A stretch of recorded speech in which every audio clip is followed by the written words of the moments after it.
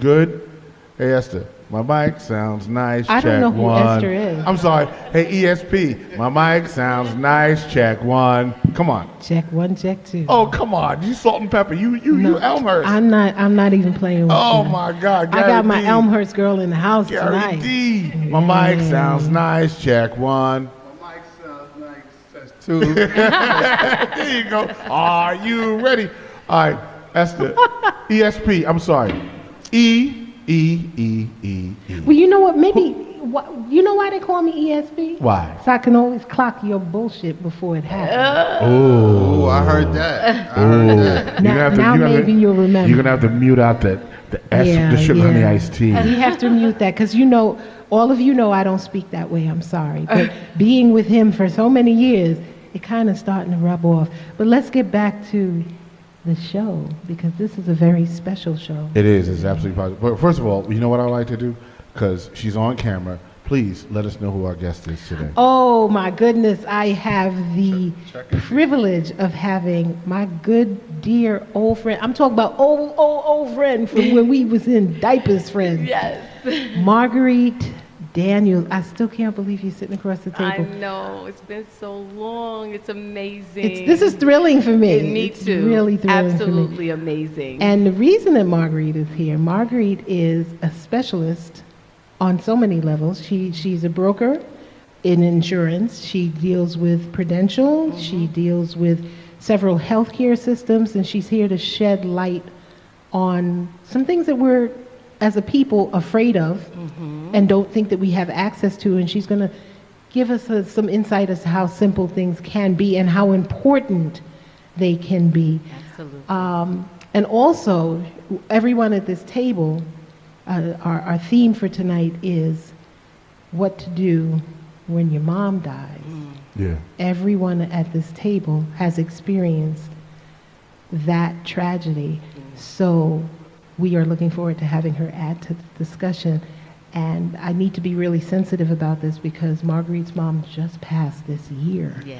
Oh, wow. And her husband's mom, 3 weeks later. 3 weeks later. So it's a very sensitive subject, and we're going to handle it as best as possible because some of you have already hit us up and said, wow, you're being brave. This is something that you shouldn't be talking about. And we think, especially in our age group, let's be real. If you're over the age of 40, this is a conversation that you should be having. That's right.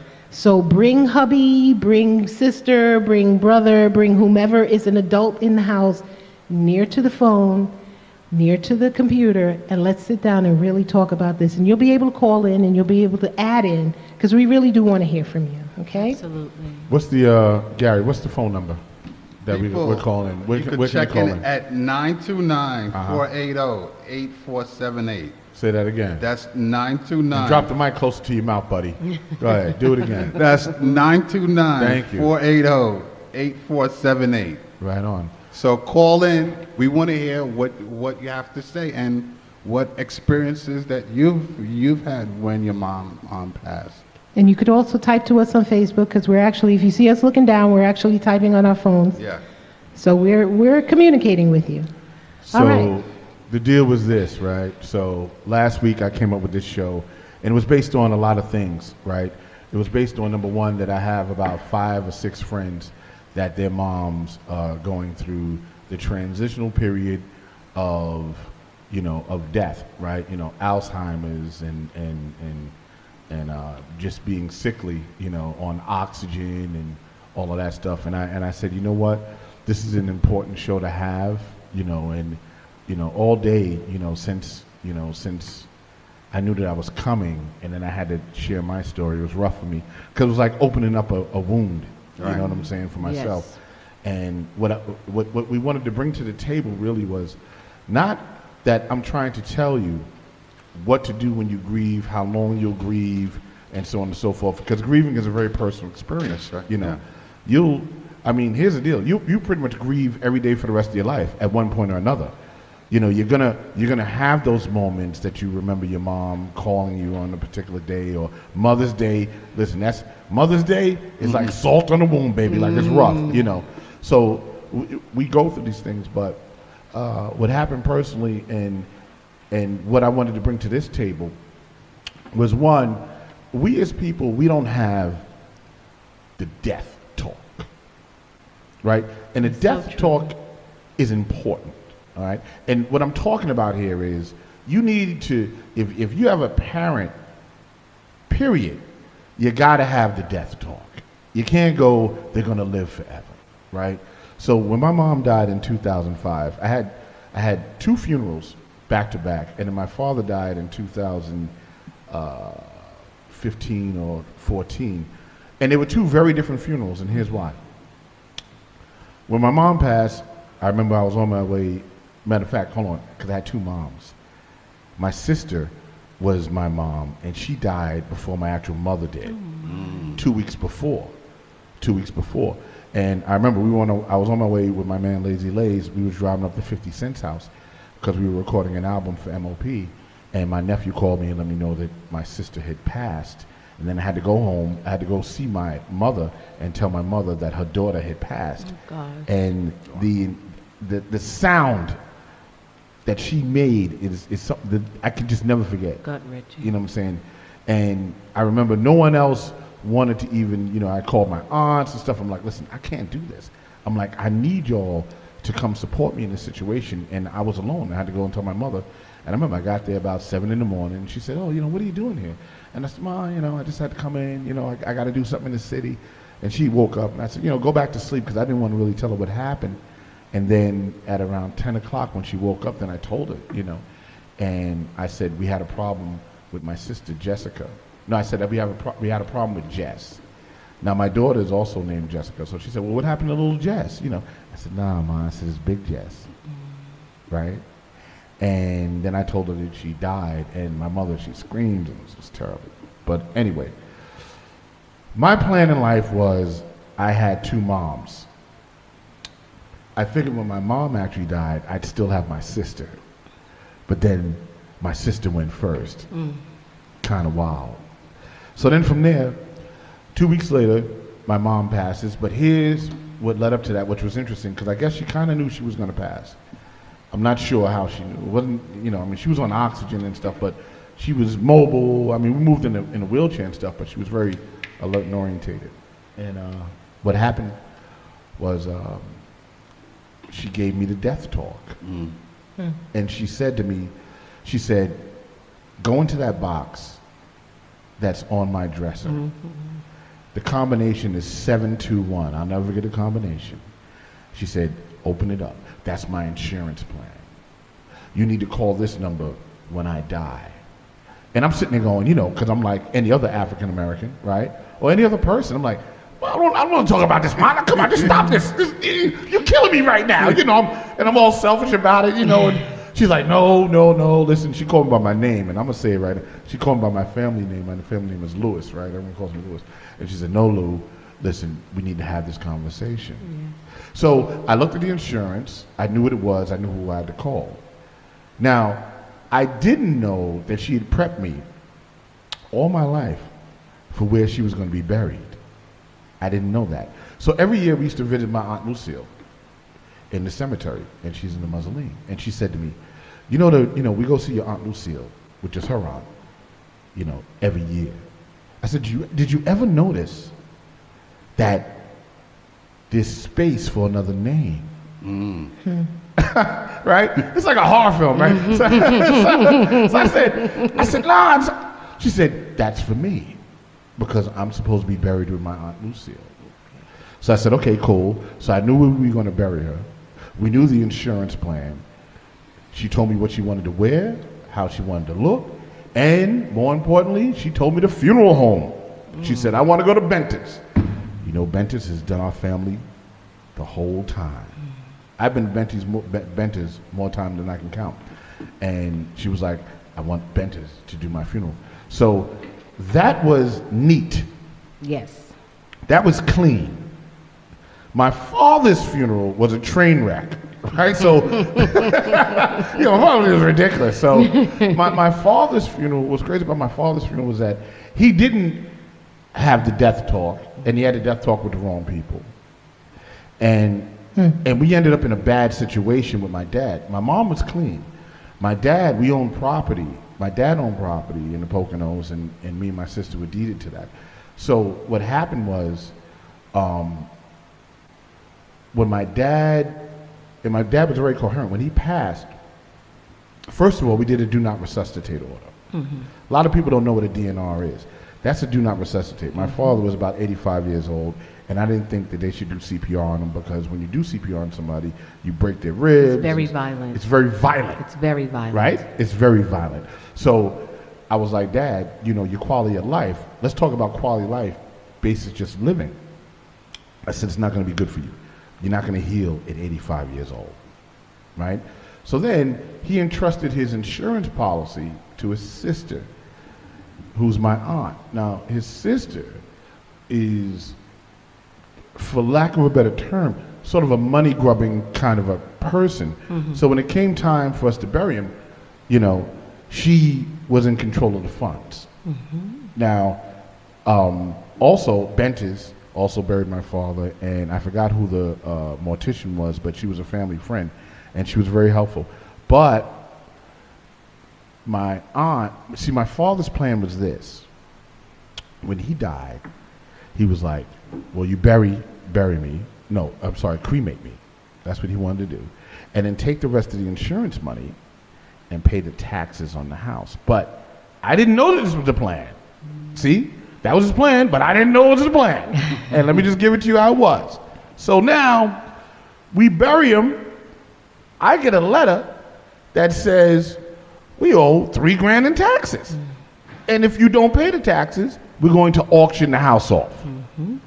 So now I'm trying to mourn my father. I don't got $3,000 at the time. And I got to come up with $3,000.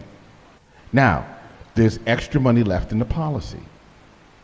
My aunt goes, listen, I don't know what you want to do, but I don't care. But I'm going to take this money, which was another like $3,000 or $4,000, and we're going to do a repass for his friends in the Poconos. And I'm like, a repass? I said, first of all, I don't even know those people. Let's just be clear. So I don't give a beep. All right, I beeped it. ESP, I beeped it. I don't give a beep, ESP, all right, about these people. Right? So I beeped it. But so what was crazy, she gave me like $500 on the $3,000 and was like, here, just take that. That's when you have the wrong people in control of your money. That's an insult, man. And it's the wrong people in control of your right. money. That's right. So now I had to run around to my friends, and I'll name them.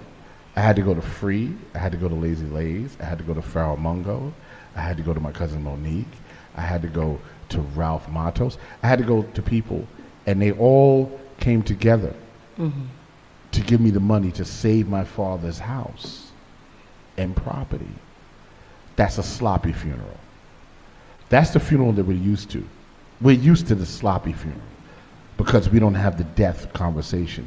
So I've had both, you know what I'm saying?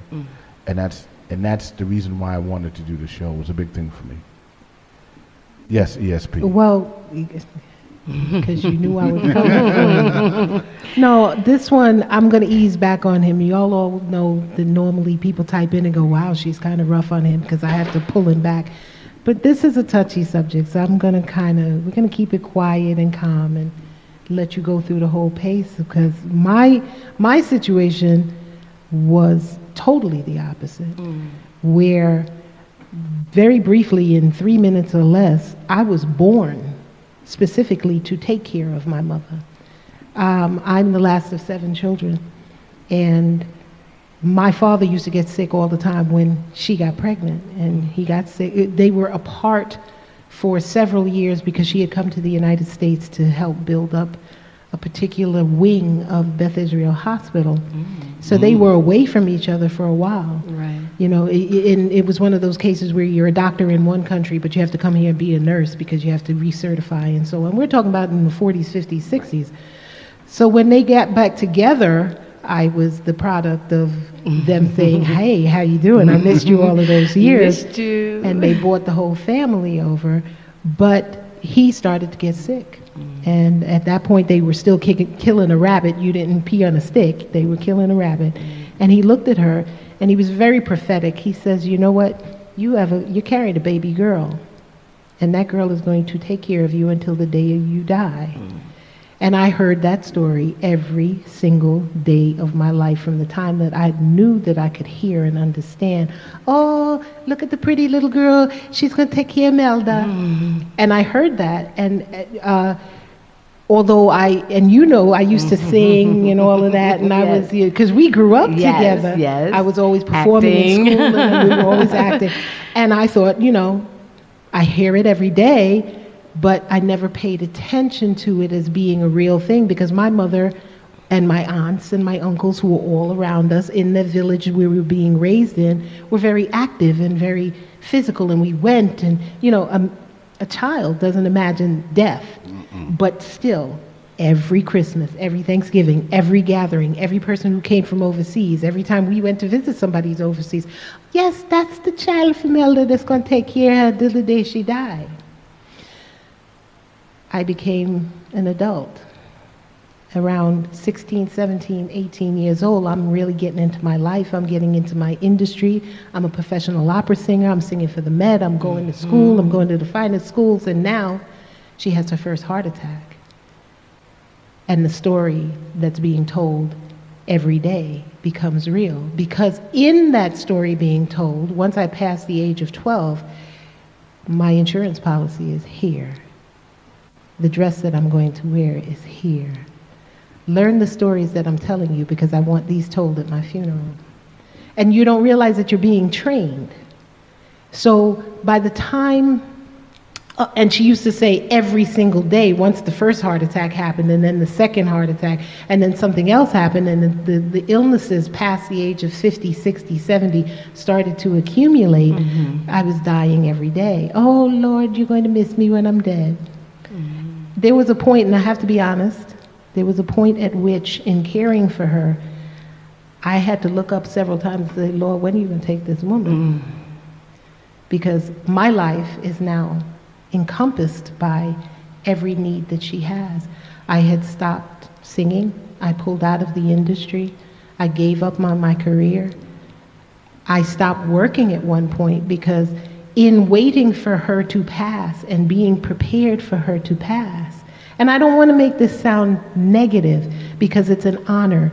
As a West Indian child, we don't put our parents in nursing homes. We don't put them in hospitals. So when you are singled out as the child that's laden with this, it's an honor. And even biblically, it says the ones who take care of their children, the ones who take care of their parents will, be honored. But I digress.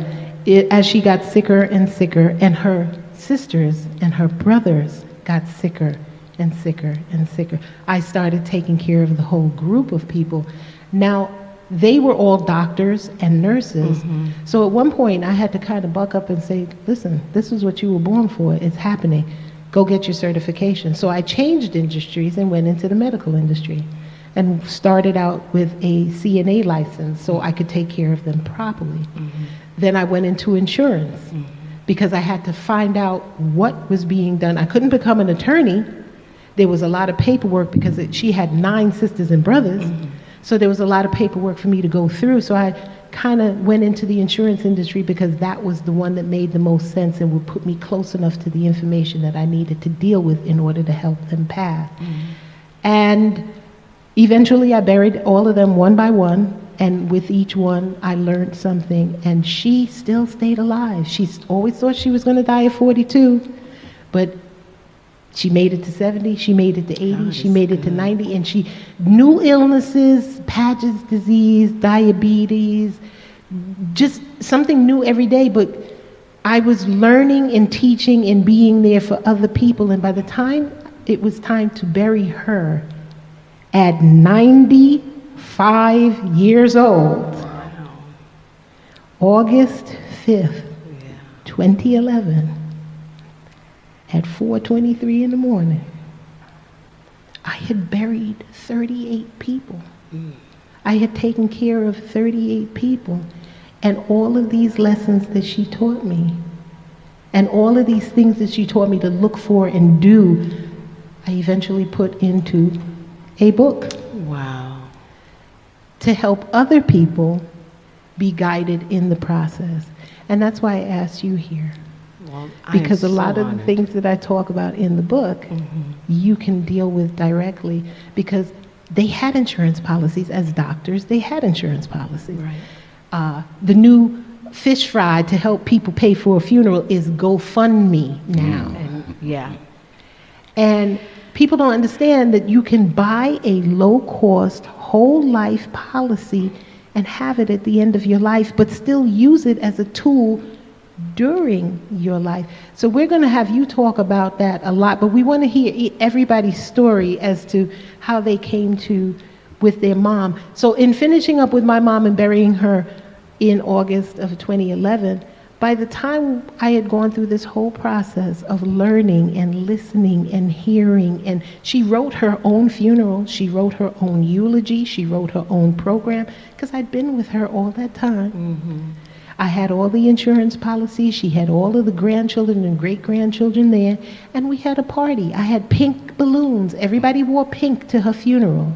We had pink balloons, she was in pink slippers, she was in her pink dress that she wore to my first sister's wedding 20 years before, because now we could fit her into it.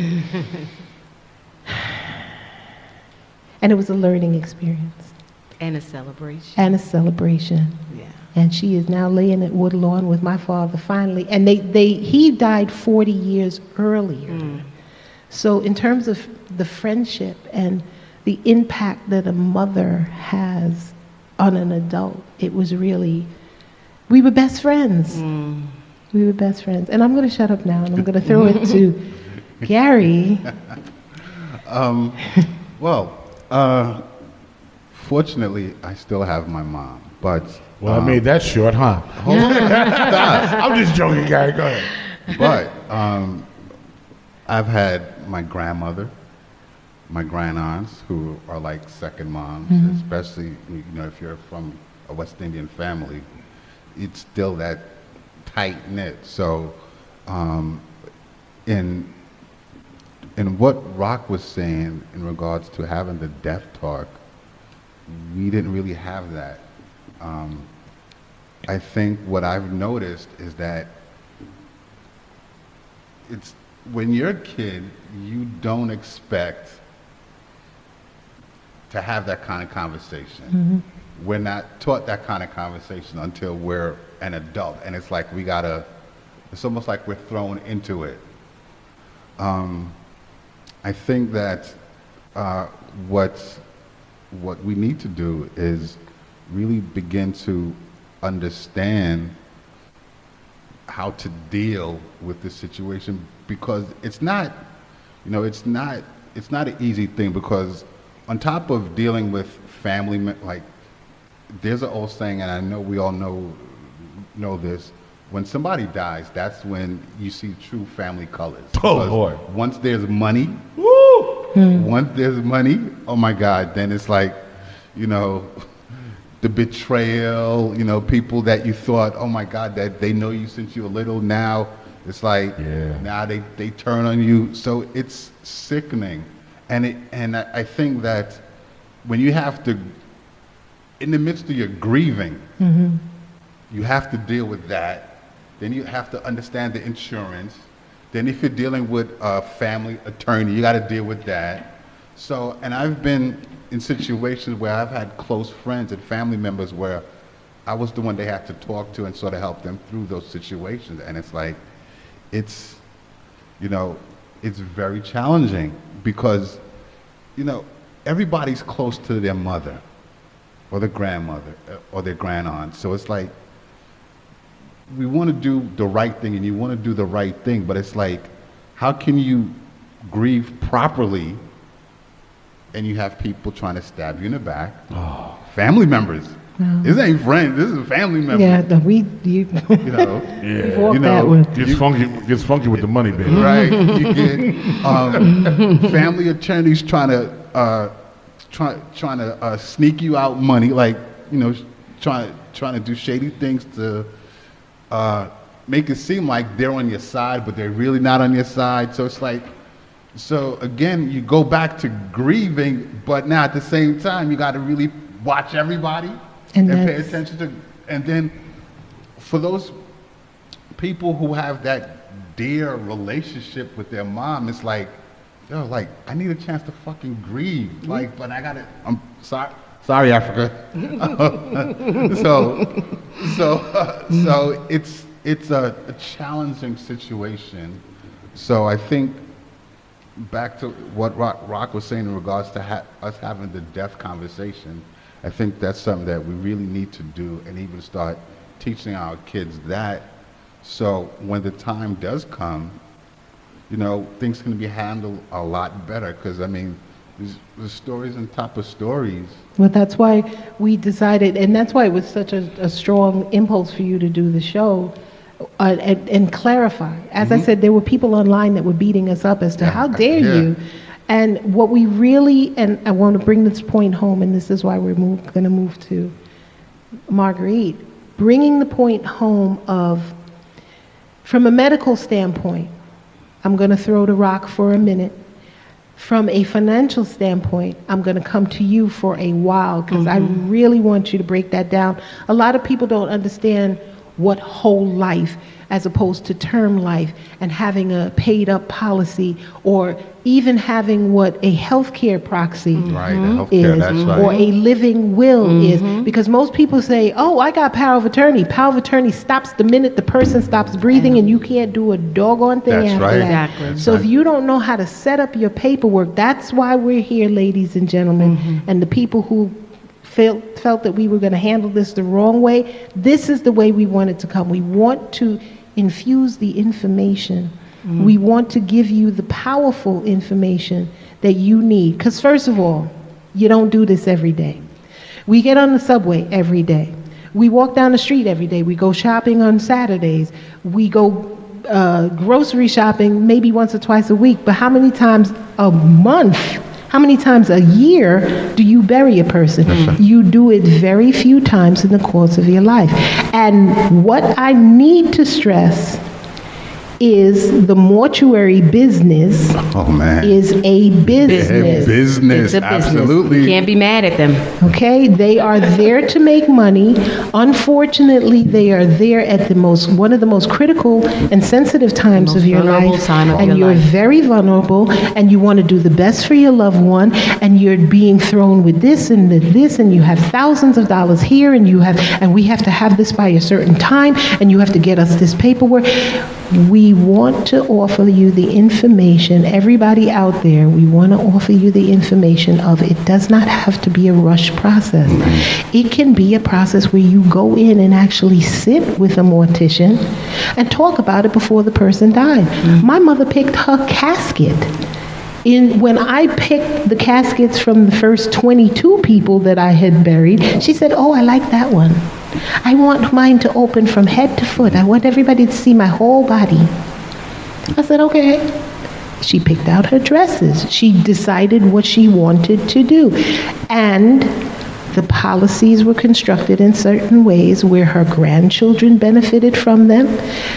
The prepayment to the mortician, because just like you get things on sale, when you buy those boots on sale and you watch them go, you can get a funeral done for a good cost, for lack of a better term, on sale. Because if you go in Pre-plan. and pre-plan, you get discounts and you lock in certain things, because people don't understand it costs money to break the ground. It's not just to get the casket. Absolutely. If you're putting them in the ground, you have to break the ground. That's right. And if the money has changed, if the price for breaking ground this year has gone up in a cemetery, you got to go up into the thousands to break ground, because you got to bury her next week.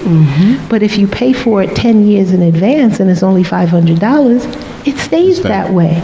So again, it's better we plan vacations, we plan weddings, we plan birthday parties. Why can't we plan a funeral? And you be a part of the planning to know what's going to happen. Make it easy. It's so funny that you should bring up that pre-planning and funerals being on sale. I think I would consider our generation a young generation, that we don't have that death talk. But our parents and our grandparents planned. Yes, they did. That's My true. grandmother actually purchased cemeteries in, I want to say 1972.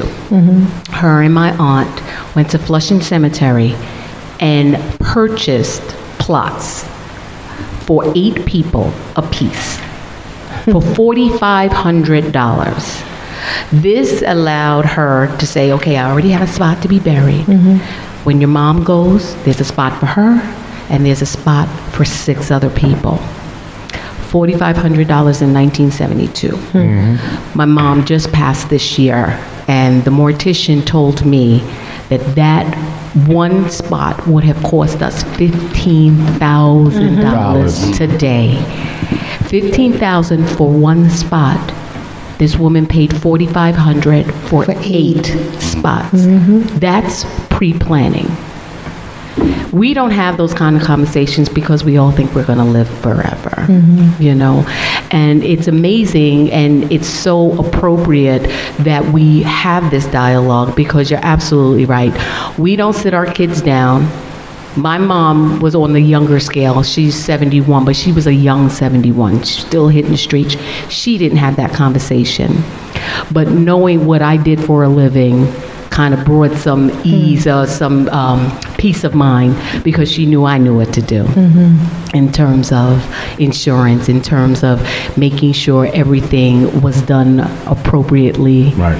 And we didn't have to worry about family members because it was all discussed prior to that. I'm sort of like the person to go to because I'm the financial person in my family, so I was always put in charge of that particular endeavor, so to speak, for lack of a better term, for my grandmother and my mom.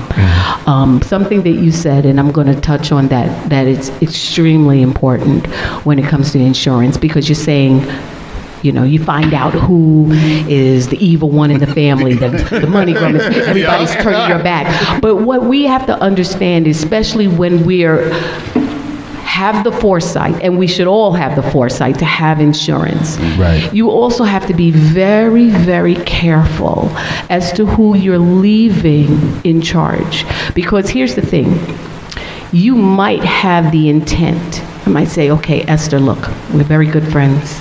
I don't have any family members. I'm going to leave you as the beneficiary of my policy because I know that you'll take care of things. Regardless whether I have an insurance policy or not, if she's not blood, if she's not legally responsible for burying me, she does not have to do it. The insurance companies do not police how proceeds are paid out. So you learned a very valuable lesson. Right. Okay? Your mom, you know, or it was your Yeah, my mom, your yeah. dad. It was- No, my it was your mom was dad. mapped out. But My it was your dad dad. was- yeah, I was- It was your dad. And that's what happens. Oh, Flo will take care of everything. And then when everything is left over, she'll dice it out to the grandkids. But money turns people. Yeah. All of a sudden, I got bills That's right. and I can't do it. And so we have that is a hard lesson to learn, but you only have to learn it once. Correct the mundo. So when it's time for you to do your business, now you know, okay, listen, I have a policy. This portion is meant to bury me. This portion is meant for Sally, Joe, and Ann. to enjoy. Sally, writing. Joy, and Ann has to be on that policy. Yes, And yeah. you have to make sure that, especially if it's a burial policy and you're putting more than one person on there, remember, everyone who is a beneficiary has to agree. Agreed. Yes. Right. And the morticians make you sign in the documents individually. And now that can before cause they set another it up. problem too, Yeah. because maybe one person realizing that they're getting ready to get $25,000, but they have to put $5,000 toward mama's funeral, and all of a sudden they acting funny. And all of a sudden they act, and he's sitting there going, All of you a know, sudden they I'm acting trying funny. to bury mom, but I got you a bugging." car I You know what ordered I'm last saying? week, She left it to me. and she wanted me to have do it. What I wanted to do with the money. But see, Exactly. And that was one of the things. Yes. Where that comes in is you need an attorney. You need an executrix, executor, administrator of the estate. You need to have these things. And again, people People think that it's difficult and it's expensive. It's not. In the back of this book, and I'm going to jump back to this. This is my book, Caretaker, where I deal with forms, specific forms in the back of the book where I actually write a will. There is a will on page 80. You can take this piece of paper, go to Staples, make a copy, blow it up, fill it in, and take it and get it notarized, or take it to an attorney and get it stamped, and it will be considered by the court of law as a will. And there's certain information in here. You had to buy the book to get the Actually, if you send me your address, I will send you a book. Type your address on Facebook or go to any one of our .coms that Gary is going to read later on, and I will send you the book for free because I want you to have this information. I think it's that important that I will send you the book just for free. Anyway, coming back to what I was saying, you have to have an administrator. You have to have a legal precedent set, or you're going to have if you've got the millions of cousins and everybody who wants to take a piece of it, you have to have an attorney, which again is not expensive, and we'll show you how. We'll talk about that. You have to have the documentation, which is not terribly expensive, and going back to what you were saying, Marguerite, the insurance. Now, people think insurance is for just burial. Insurance is something that you should get at the youngest point that you possibly can. So if you're 19 years old, every one of my children has an insurance policy the day they were born. They started with the Gerber. My oldest one is 42 years old, and I still have that Gerber policy locked in at the rate of when he was 18 years old. It's a tool. He can take that and he can use it for his wedding. He can borrow money against it. It's a tool, but people don't know that because they're too afraid to ask the questions. It's not just a burial policy, that's whole life. Right. As a burial policy. But you can use it while you are alive. It can benefit you for many things. All right. Now, I just want to ask a question on that. Yes. Right, with the whole life thing. So what you're saying is, I can get an insurance policy, let's say for what? Give me a number, $1 million? It depends on how old you are. I know where you're going, but tell me how old you are. I'm just... Not now, just pick a number. 25. Okay, age 25, you're a male smoker or non-smoker? Don't smoke. Non-smoking male, age 25, go. All right, so I'm a non-smoker, age 25. And you're saying that if I'm paying money into the policy, so let's say by the time I'm 35, I've paid X amount of dollars into this policy, right? You're saying that I can take money out of the policy before I die and use it to do something. Let's be clear. Let's be clear on the type of policy. No, well, I'm just saying the whole life. I'm going to answer your It's the question. whole life, correct? On a whole life policy, whole life policy is a fixed amount. So let's give you $20,000 at age 25, and you're a non-smoker. At 25, that's going to cost you about $4.95 a month at age 25. So you are thinking about paying into something and taking money out. That's not how I want you to think about it. I want you to think about it like car insurance at that age. When you're paying for the policy, you're paying for the right to have it. We're giving you an amount, and if you die, once you pass the consideration stage of 2 years of paying consistently, we're going to pay you, as long as it's not suicide. If there's an accidental clause to it, you get a double indemnity, but that's another story. So now, this 25-year-old has never missed a payment. With $25,000, he's now turning 34. He just asked his girlfriend to marry him. He needs money to pay for his wedding. They don't want to have a big wedding. He just wants an extra $5,000, $10,000. He can pick up the phone and call the insurance policy and say, hey, I've paid over 2 years. I've never missed a payment. It's a $25,000 policy. Can I borrow 10? They will cut him a check. If he dies the next day, that policy will be $15,000 because he took 10. Right. Gotcha. So now he will be sent another, the policy still will be paid on a regular basis. If he locks in the rate, it'll still be $495. Remember I said, the earlier you buy, the lesser it's going to be. Sure. Because if he got that same policy at 60, it would cost him $72 a month to get the same thing because he's closer to death. Right. Okay, so that's how it's used as a tool. But once again, that's a whole life policy. Whole life is intended to pay out a death benefit at the end. That's the intention of the policy. Right. You can use, you can put back, but it's the intention is death. Right. Now, I'm bringing it all to you. Okay. Because right now, Yeah. you're going to talk about term, Right. the differences, and how Right. that works for them. Because Right. again, people don't understand term. Those are the ones that are in thousands and millions.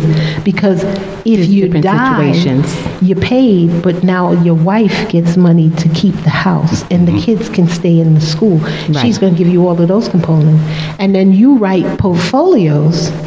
Well, what I actually do is I certainly speak with my clients about protecting their assets. And a big part of that conversation is life insurance.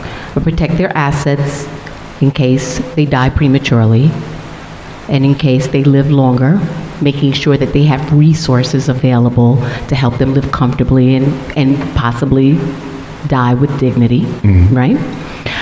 There are different types of policies, just as Esther just described, a whole life policies. But there's different types of permanent policies, right? There is term life, then there's permanent life. So I don't want to just stay with the terminology whole life, because whole life is a type of permanent policy. You Okay? have paid up, you have... Exactly. There's Well, so many other products. There's universal policies, there's variable policies, and these are the kind of policies that bring living benefits. So just as you alluded to, you know, a lot of times we buy life insurance and we're thinking, okay, life insurance is meant to bury me. That's what it's there for, and that's the only use it has. And it really doesn't. It really has so many other things that you can do. It has living benefits. Just as the gentleman who wanted to borrow $10,000 for his wedding. What's really smart is if when we have our children, you can buy a life insurance policy for your children when they're 14 days old. That's the best time to buy an insurance policy. 14 days old. 14 $4.95. days old. Wow. Not only, and a sizable policy. Okay? Now you have to be cognizant of the fact that you can't buy insurance policies for children without having a policy on yourself, because the number one reason to have a life insurance policy is so that your family has the resources to take care of your final expenses. Right. That's the primary reason for having a life insurance policy. But if you start... I want to jump in for one second. I'm sorry to cut you off, No, it's but okay. I don't want to lose that, and I get on him about this all the time, but this is important. The state, they just changed the state law with children. Under the age of 14, you can't have more than $10,000 because people were taking out $1 million policies on their kids and then killing the kids and Yep. getting the money. Yeah, Yep. and it's disgusting. But people like that. There are people like that. People will do anything, but that's a whole other Yeah. Right. program. So it's $10,000. But it makes sense, because if you think about it this way, right? If you're having a child, right, you are responsible for that child's shelter, clothing, food, education, right? You are the caregiver of that child. How much sense does it make to have an insurance policy on that child that is not bringing, at this time, any resources into this house, And not have one. and not have one on yourself? Who you are the major breadwinner. You don't come home, that child suffers. So it makes sense. It absolutely makes sense.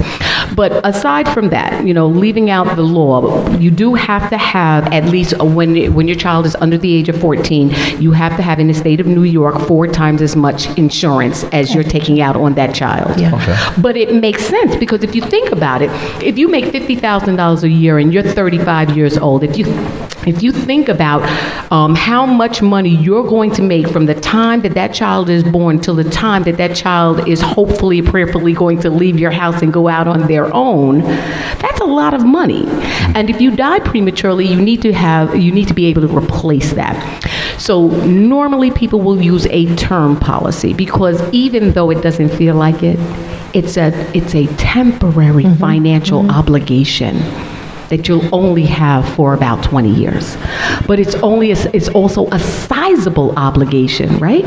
Because if you take $50,000 and times it by 10, 15, 20 years, we're talking about more than $1 million of income that you're bringing into your household. All right, so I'm a little confused. Okay. So the term life insurance is, let's say 20 years is the term, right? And you pay into this. Now, can I borrow against this policy? Okay, so term life, you have to think about it. Let's think about it in terms of owning versus renting. Okay. Term life, you're renting insurance for a specific period of time. 10 years, 15 years, 20 years, Okay. 30 years. Because of what you're doing. Right, you're- because that insurance is meant to take care of a specific debt, whether it's raising your children, whether it's a mortgage, but it's a temporary debt. So you have to have a sizable policy. So let's say $1 million. But if we quoted you $1 million in a permanent policy, you would never purchase it. Couldn't So a term policy tends to be a lot more affordable. You can buy $1 million and maybe only be paying $70 a month. But it's temporary. It's only insurance for if you died in that term. So the answer to your question is term policies do not have lending components. Gotcha. Unless you purchase a term policy that has a return of premium. Okay. Okay? I got it. Term policies technically don't, there's no cash in there. In other words, it's just like car insurance. Right. It's You pay gone. as you go. It's gone. And if, God forbid, something happens to you, the death benefit gets paid out. Prayerfully, nothing happens to you, your $15 is going for that month. But the promise to pay the $15 or whatever it is contractual. So let's say if you have $1 million policy for $100 million policy and you're paying $50 a month. That's absurd, but let's just say that's the case. That $50 is a contractual obligation that you have with your company saying, as long as I give you $50 a month, if I die before 2034, you'll give my family $1 million. That's the only contract obligation that you have between that insurance company. So now if I die in 2035, what happens? Okay, that's a very good question. Term policies, a lot of the times, will have what's called a convertible feature. So along the way, let's say if you purchase a 20-year term policy, and you're saying, okay, it looks like I'm going to be here a minute. I didn't expect I didn't expect it, but I'm going to be here a second. I'm not feeling comfortable with only one more year left on my life insurance policy. Right. You can actually convert it from a temporary policy, which is term, to a permanent policy, which could be whole, it could be universal. Okay, there's different variations of permanent policies. That's why I want to get out of that whole life, whole life, whole life. Correct. Whole life is not the only type of permanent policy. It's usually the one that we're used to having, because that's the one that our dad and our moms and our grandparents easiest one. purchased, but the insurance company have evolved. Take him into the Series 7. Yeah, wait, no, we're not going to go there. And I'm not licensed for Series 7, so I can't go there. So, but what I do want to say, so then let's say, all right, you know what, I'm feeling like I'm gonna live a little longer. Yes. Right? Yes. So now I can have the option to convert this term into something permanent. Yes. Before the term is over. Right. Not after. Like Not it was after. over, right? It was like once it's over, I blew it. you didn't blow the chance for having life insurance. What you've just actually blown is your insurability. So let's go back to. Wait, I got one question with that. Yes. Because I was always confused with this. Okay. I want to do it because I know a lot of people are confused. Okay. If I outlive the term, does the benefit still pay out? No. Okay. Because we're not clear on that. No. Okay. And that's where a lot of confusion comes in because Yeah. people are like, oh, I paid into a policy. My mama paid into a policy and then when it was gone. And they just took it. Exactly, And yeah. a lot of people have, nefarious ideas about insurance companies when they just really just don't understand insurance. So you have to think of term as temporary insurance that can ensure a permanent coverage if you have the conversation. A lot of times we buy insurance, we feel we have that peace of mind, we did what we were supposed to do, we put our big panties on, take the insurance policy, throw it in the drawer, and we don't think about it again because we thought we did what we were supposed to do. And then 30 years later, it's you've outlived that It's not policy. what we thought. It's not what you thought. And now you're We had upset. this conversation. And now you're upset. So- if you have a great insurance person, Right. Who's going to call you all the time? that once a year. person calls you once a year and says, hey, Esther, You're still alive? thank God for that. time Thank to God for that. update But here's your the thing. policy. Here's the thing. When we bought our policy, let's say we bought our term policy when our child was born. We bought $1 million. We feel good about that. It's 15 years later. I'm calling you consistently every 2 years. But what's changed? Everything. You don't live in that studio apartment anymore. You bought a house. Right. Your child is 15 years old, getting ready to go on to college. Things have changed. Family dynamics have changed. Finances have changed. Your insurance policy has to keep up with whatever your adjusted goals are, because your goals will change. So that's why it's important not to just buy insurance, but to make sure that you're opening up that dialogue, that you're taking that phone call from your insurance rep and having a conversation to make sure that everything that you intended, or maybe some new goals that you have actually put pen and paper down to, that your insurance is going to be able to meet those goals. So I'm a plain English for my people. You got to be engaged with your policy. You can't throw it in the drawer and just go, well, I'm good. I did what I was did what supposed to do. That's right. Nah, that ain't it. That I ain't got to it. be engaged with my policy at least once a year or every couple of months. As my life grows and changes, my insurance policy should change. Should evolve. Evolve along Should with evolve. me. It Well, that's could what it- evolve. right. Here's It how could I evolve. keep my clients, because I used to be in the insurance business, which is why I had that information. But here's how I kept the clients that I left when I was leaving the company. Here's how I kept them in plan. I said, listen, you might not have me anymore calling on your policy, but I want you to do this. Every time you look at your cell phone update, every time you go to another phone and look at that contract, pull out your insurance policy and check it. We check things in our lives that are totally unimportant. Your cell phone plan. When does my phone expire so I can get my brand new iPhone 9 or whatever? I don't even know what number you're up to. But you're checking on these things.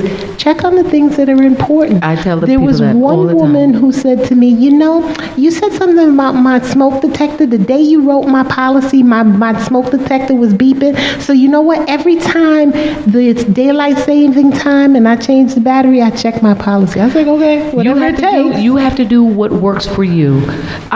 What I normally tell people is if I'm not going to call you, have your birthday be Yes. the time that you take care of your business. Yeah. You take care of your health. You get your annual physical. Make sure your teeth are cleaned. Check your insurance policy. Go Very over important. your will. And just as Esther said, none of these things are hugely expensive. It's not such a financial burden to do these things. Starting a life insurance policy, the earlier you start, the better off you are. But it doesn't make a difference. If you are here, if God has given you breath, and today is the day that you've just started having these conversations, I don't care if you're 80. Go out and get yourself a life insurance policy. I'm talking to a young lady right now who's trying to insure her grandmother. I think she's 84, so she's just right at the cuff where she can get an insurance policy. Because after 85, And they have a new planning policy that they brought out for them. But I want to take a quick station break to make sure that everyone knows that we are speaking to Marguerite Daniels. She is an insurance broker. She also deals with Medicare policies, life, disability, and long-term care insurance. Her number is, I'm put you on blast right now. Put me on blast, Her girl. number is 917-769-9865. I'm going to say that again. 917-769-9865. Marguerite Daniels, y'all need to blow up her phone because you can have a conversation with her. It doesn't hurt you to ask questions. You don't have to pay for information. Absolutely. And she would look forward to sitting and talking with you and having you come into her office if it gets to that and discussing a way to do this. Absolutely. Well, absolutely. I want to address 2 points. One, I guess, Margaret, when you were talking about the insurance, it seems that, one, I guess we have to be more informed about which insurance and tailoring the insurance policy to fit your needs. Because I think a lot of us, in growing up, we only thought sort of one stop. This was, we saw this insurance policy and that was it. And as you said, times have evolved. Insurance companies have evolved. Language in insurance contracts have evolved. So we have to be informed to be able to understand that so it can be tailored to our needs as our life changes. Can I say something? And what you just said is so poignant, because here's the thing. A lot of the times, we see these commercials and, we hear, stories about people passing away and not having insurance. And then we have a little bit of curiosity. So we might ask a question. We might make a telephone call. And you have a financial professional calling you back. And now the momentum is gone and you're not having those conversations. You're doing yourself a disservice by not following through. When someone calls me and they are smart/stupid enough to give me their telephone number and they stop taking my calls, I like that. Listen, I am a bulldog, because what I try to make sure that I convey to them is that let me know if you're serious. Because if you're serious, I'm going to help you keep this promise that you made to yourself. Because it's a promise that you're making to yourself, and it's going to make yourself feel better. A lot of the times, all we see is how much money we're paying out, and it's so insignificant and silly. That's right. Just as you say, It really is. iPhones are $800.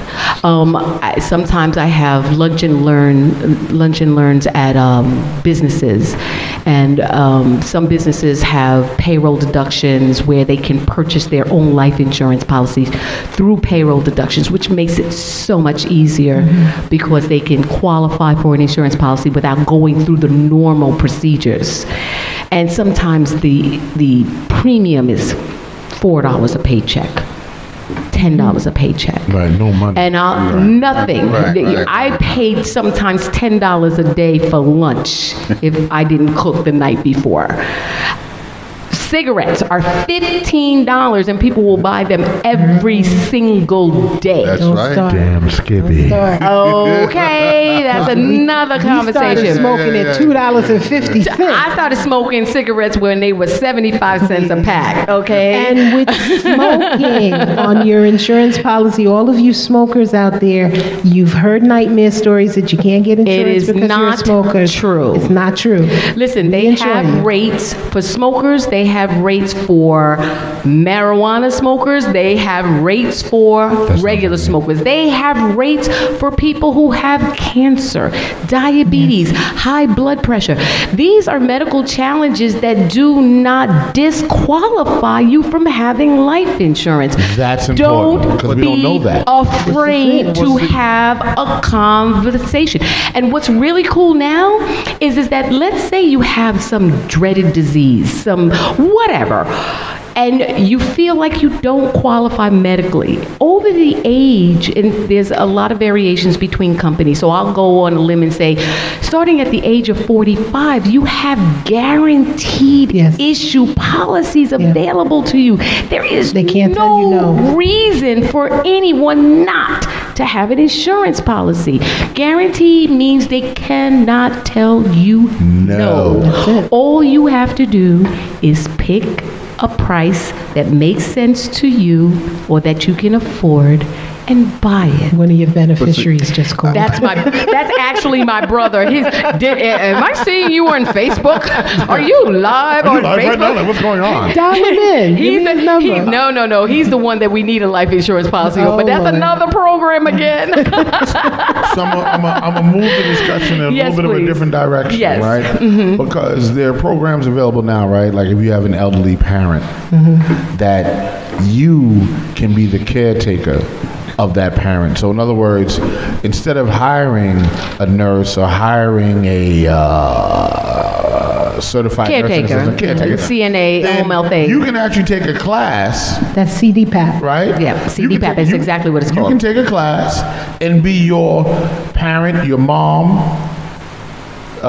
caretaker, and you get a check for it. Right. You get paid to do that. Yeah, let's break that down. The New Yeah. York State healthcare system has been flooded in the retirement homes. They've been flooded in the home care system with all the nightmare stories. So they are now allowing you, as Rock said, to keep your family member at home and not lose your job, because people are losing their jobs because they had to stay out and they were the only person who could take care of their parent. So they will tap into whatever insurance your parents have, certify you through a process. It's a process. This is not something that happens overnight. Right. They take you through a process. They come in, they inspect your home, they inspect you, they do a whole workup on you, make sure that you did no felonies and all of that. They put you through a process. You do have to take a drug test, but once you pass that process, or whoever the home person, the family member is, and qualifies, the insurance plus the state will pay you as if you're coming to work as a healthcare worker, so that you can continue to have money coming into the home and take some time off from your job And take care of your mother. and take care of your parents. And I just want to be very clear about that. That is health coverage, right? Right. There's still a cost involved, especially if someone becomes invalid. They're not able to perform the activities of daily living. Believe it or not, there's life insurance policies. We were talking about term life, and we were talking about permanent life insurance policies. There's policies that you could actually get and use the death benefit while you're alive to take care of yourself, to pay your family or your loved ones directly out of your pocket, out of your life insurance policy. Really? Yeah, So you can have a plan. that's part of that program. You can have a plan. Now what kind of plan is that? That's a hybrid life insurance policy. So let's say A hybrid. it's called a hybrid, Hybrid, because okay. here's the thing. A hybrid is a blend Yes, of two different of two things, right? things. Okay. So a life insurance policy is a death benefit. Plain and simple. That's just the vanilla explanation, right? Ah. You buy $100,000. It's meant to bury you and take care of any ancillary expenses, period. Okay. Technically, that's for the people that you're leaving behind. Now I'm 85 years old and I can't get out of bed. I can't dress myself. I can't feed myself. How does that $100,000 help me in this stage of my life? It doesn't. But if I have a rider on my life insurance policy that says, well, if you can't perform 2 activities out of the 6 activities of daily living, we will allow you to use the $100,000 that was meant as a death benefit. as a death benefit so that you can improve your quality of life. You can do whatever you want with that money. What? So if you want to pay your granddaughter to change your diapers, or if you want to go into the nursing home, or if you just want to take your oxygen tank and go to the casino, Okay. you can do whatever you want. You hit a nerve with that. Don't get That's him the started. kind of 85-year-old I'm gonna be That if they wanna be. if it gets to the point where That's I it. can't take care of myself, as long as I can Let get me to go the cas- accessory. I think you qualify, actually. There are two things that he can't do. So Let me go casino that bread. There's Two of six y'all. activities of daily living, toileting, dressing. Right. I can never pull them all up straight off my head. But in all seriousness, if you can't perform two of them, you've triggered long-term care benefits. Okay, you've triggered that benefit. So if you have a long-term care policy, those benefits kick in. You can start utilizing that money to take care of yourself, Wow. to pay for long-term care needs. Right. But what's been happening is that long-term care insurance has become quite expensive. Why? Because people are living longer. Exactly. And just that scenario I painted for you, half the seniors in the casino are putting that long-term care insurance in that machine. Why? Cha-ching. Because it's money that they get to use because they can't perform two activities out of daily living. The insurance companies have said, whoa, we're paying out too much in claim. We're going to have to inflate these prices to be able to, Sustain. offset, Yeah. to sustain. That's the right word. So how do I take care of myself in the event that I do live longer but really can't take care of myself? I love my kids. I really don't want them changing my diapers if I can avoid it. Yeah. I would prefer to pay for that kind of stuff. Or maybe I own a home. If it's time for me to go into a nursing home, guess what? I might lose that home, right? Because in order to pay for my long-term care needs, I have to spend down my assets. That's it. Yep. Now I'm spending down my assets, which was meant to be a legacy to my children, have now gone to the state of New York because I don't have enough money to pay for my nursing care, right? So we take out long-term care insurance, but now I can't afford it. I have a mortgage. I have children. How do I pay for that? Well, you're paying for life insurance anyway, right? So if you have this rider on your life insurance policy, you have a death benefit. Prayerfully, you chose a permanent policy. You have cash value accumulation that you can utilize to help the kids through school, pay for college, go on vacation, buy a car, do whatever you want. But if I get to the point where I can't take care of myself, now I could use that death benefit to pay for my nursing care and preserve my assets for my family, for my legacy, for my children, my grandchildren. These are all of the things that life insurance can do. And that's a three-prong that you just hit with one product. Right. And you have to look at a permanent life insurance policy not as you're paying into it so you can get that back. It's not a savings plan, but it can evolve into a forced savings plan if you stick with it long enough. So I think another question that I got to ask, right, as an insurance buyer, right? As a consumer, What's my range in terms of like what I'm going to be paying a month? Like, what is the cheapest plan that I can conceivably get, and then sky's the limit. Okay. So let's just say I'm an average. I make let's say I make $40,000 a year. Let's say that. But it's not based on what you make. Right. It's based- But if your insurance What I'm premium- doing is I know it's not. Right. But I'm just giving you as if I am a $40,000 guy a year, I'm looking at my bills and I'm going, well, I gotta pay this. I gotta. Marguerite, before you answer that, I want, if the people on Facebook, please give us a call at 929-480-8478. We're sitting here with Marguerite Daniels and a host of information that she is hipping us to. So please give us a call and ask a question. Call in, call You in. know, she won't keep your number. I promise. Unless you want her to. Unless you want me to. All right, go ahead. Okay. So I'm very talking good from that question. standpoint. Okay, so I here's make the 40 thing. grand a year. So in other words, listen, I'm trying to take care of my babies, I'm trying to pay the rent, I'm trying to buy food, but I understand how important insurance is, but it's going to cost a lot of money. Well, here's the thing. Remember we talked about different types of life insurance. Sure. Term would probably be the best suited for you at that time. Okay? Only because your budget is strained. Okay? People often ask me, what's the best life insurance? The best life insurance. Is it term? Is it whole? Is it variable? Is it universal? What's the best kind of life insurance? The best kind of life insurance, I'm going to tell you what it is right now. The best life insurance to have is a life insurance policy that's in force when you die. And it doesn't matter what kind it is, right?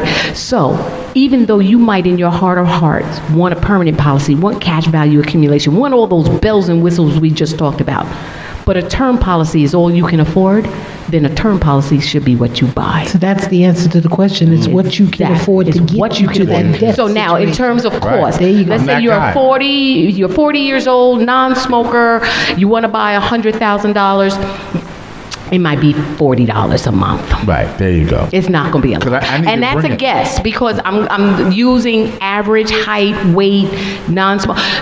People, depending on their health status, maybe you work out every single day, right? You could be in optimum health. You might pay $35, $30. Maybe you're not in the greatest health, but you're still insurable. Right. You might pay $60, $70 A month. Okay, it depends. Right, It all it depends. depends. That's where I'm Life at with insurance it. premiums are based on your age, your health status, and your lifestyle. So all those things play a role in determining how much you'll pay.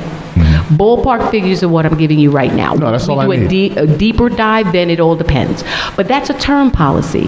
Whole life, permanent life insurance policies tend to be a little bit more expensive. Why? Because they have all of those living benefits, right? But the good thing about a term policy, let's say you're that guy, and you say, okay, I know I need life insurance. Okay, I can eke out $40 a month in an insurance premium for $150,000, $200,000. Let's say it's $250,000. Right. Okay, and it's for 20 years, right? 10 years goes by, and you're saying, okay, now I only got another 10 years left on this policy. I need to convert it. But in that 10 years, you've developed oompa. Right. You're no longer the $40,000 guy. No, not 40,000. You're no longer healthy. That's where I'm going. You're no longer healthy. Yeah. Okay? But you were smart enough when you were 40 to have purchased a term policy or a policy. But let's say it's a term policy for 20 years. But now in 10 years, you've developed an uninsurable condition. The good thing about having a term policy is that convertible feature. So now, whatever company that you have that term policy with is obligated to convert it They to a can't take it permanent from you. policy and not say no, even if you have a deadly, dreaded disease that cannot be insurable. That's what I'm talking So, Marguerite, let's talk about that for 1 second. did. I'm bringing you right back in because I want to hit on something that has changed in the industry. When we were selling policies, we used to have to, you had to go into the doctor and actually get a full report. People don't even understand that right now. We can write policies, and there's a little bag that we carry that has an envelope in it with a swab. We wipe your mouth, you put it in there, we seal it, and we send it off to the insurance company. And there is sometimes that's all the examination that they need. So I say that again, ladies and gentlemen, call her. I typed the number on Facebook Live. Call her. That's right, call her, Ask call her. the question and the get it done. Get it done. Don't be Gary. afraid to have the conversation.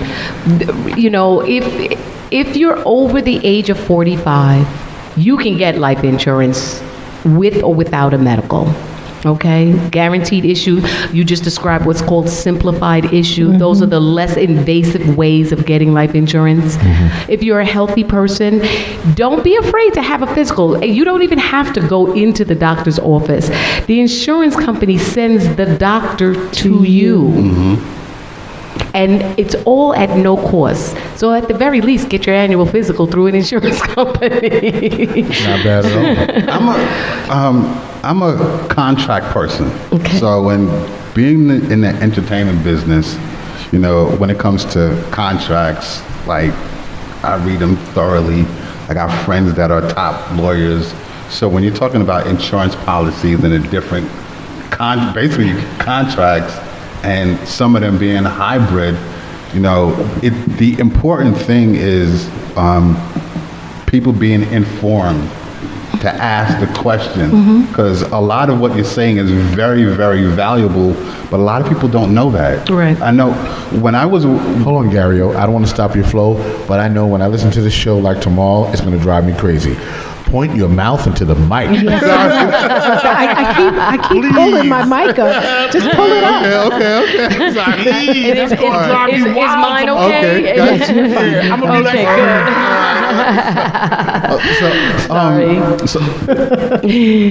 Years ago, when I was working in the mayor's office for people with disabilities, now before I got in there, I had limited knowledge on the disability community and what goes on. When I got in, I was like, whoa, like all this other new information that I found out that I didn't know. And I'm like, wait a minute. Like I would talk to the head of the mayor's office and I'm like, wait, how come everybody don't know about this? Like what's going on here? So I guess in the same breath with insurance, like I think that for those people like yourself that's in the industry, I think being able to share the valuable information so people would know what conversations to have, what questions to ask, I think that's very, very important. And you know what? And you're absolutely right. A lot of times we just don't know what questions to ask. We just don't know where the resources are, right? I think a lot of it starts at home. Starts at home. Talk to your kids. When your insurance rep comes over, plant your kids right there at that table. Right. Let them help them understand what you're doing. Have the death talk. And I like to have a lot of fun with my clients. We understand what we're talking about here. And when there's children in the room and we're joining them in the conversation, we have a very quick, do you know what life insurance is? And I always ask that child to articulate it in their own words, right? So a lot of times they get it, but they need to be part of the conversation because when they become adults, they need to know that these are some of the things that you need to do as an adult if my mom or dad has not already done that for me. Have these conversations with our kids. Going back to there's just so much that people need to know. All they really need to know is they need insurance. Right. And all they need to know is Marguerite Daniels, 917-769. I like that plug. Yeah. Can you please say that number again? Play that number. Play that. Say that number again. We ain't gonna interrupt it. Say it. 917-769. I'm the hype man. 9865. There you go. All right. But what I was going to say, is that if as long as you know you need insurance, if you speak to a competent, caring insurance person, and there's more than I'm just happen to be one of them, but there are a lot out there who actually and genuinely care about doing a good job. They're not going to just walk in and say how much you need, sign here, press hard, write me a check, and go. They're going to ask you questions. That's right. What do you want this insurance to do for you? I got a flashback from what you just said. Press hard, get the heck out of there, right? They said yes, leave. But you want to ask questions so that you can understand what that person's needs are, even if they don't understand it. Then what you do is you put it into a way where it hits them. Okay, you said to me that this concerns you, this concerns you, this concerns you. So this is what I would suggest that we talk about. And this is what it will do. And that will assuage that fear. This is what this part of this product will do, and that will help with that concern. Right. Okay? Right. So it's just knowing that you need life insurance and you need to have a conversation. And if you're dealing with someone who's competent enough, they will ask the right kind of questions. And opening yourself up. If you go into the lunchroom and an insurance rep is there, just don't pretend like you don't see them. Walk over and say, what do you got? Yeah. Because we want to talk. So, sort of brings me. What were you saying, Gary? I was going to say, I wanted to go back to a point that you had brought up, and I think Esther had also too. The do not resuscitate. DNR. Yes. Now, and I'm sure, a lot of that has tearing a lot of families apart. And we're rolling into the healthcare issue. Yes. And the deal with the do not resuscitate when mom, grandma, when they're sick like that, when they're sick and it comes to that point to I guess have the do not resuscitate, or it's there, but then you have some that some family members that's like, no, I don't want to do that. Then others that's like, well, look, mom is sick or grandmom is sick. They gotta, like, we gotta do this. So it's, you know, that alone have families at odds and stuff like that. But that's another talk. so that's a- another. You got to I'm sit. gonna bring that you have into the the- healthcare insurance. I'm gonna and bring then that you into have the death healthcare conversation. talk. Well, this is what I'm saying. Like, So that's the part death of the talk. It's right. part of death Exactly, talk. exactly. And what it is with the death talk with that is, you have to make a clear assessment on the health, how healthy your parent is, right? I'm a full advocate for CPR and doing, CPR, and I teach it. I teach it in hospitals and all that. But what you have to understand is, once you do CPR on somebody, once you start doing those chest compressions, and you have to understand, because a lot of people aren't clear on this, when you do CPR on somebody, they are dead. They are dead, and you are resuscitating them. So when you're pressing down on that chest 2 inches, and grandma is 86 or 90 years old, and you stop popping them ribs, clack, pop, pop, pop, pop, pop, ribs don't heal. You're doing more damage than good. You're doing more damage than good. Right. So now you have to deal with it from a standpoint of a quality of life. Right. And grandma ain't healing like that at 90. Right. You know what I'm saying? Right. So the DNR, and I know families get upset about this, and I have this conversation in my classes, and I go, listen, man, my father was a strapping guy. He was a big guy, right? He was a big 200-pound guy, 300, but healthy. When he passed, he was about 120 pounds. You can see his ribs. So when they brought him a DNR, they brought him to DNR, and he didn't know what it was. My father didn't know what a DNR was. He says, going by my family name, Lou, come here. What is this DNR? I said, well, Dad, that's a do not resuscitate order. He said, what does that mean? Well, if you go into cardiac arrest, they're just going to let you die.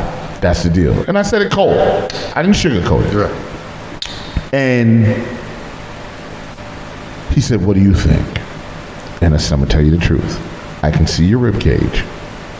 Your mental is good, but I can see your rib cage.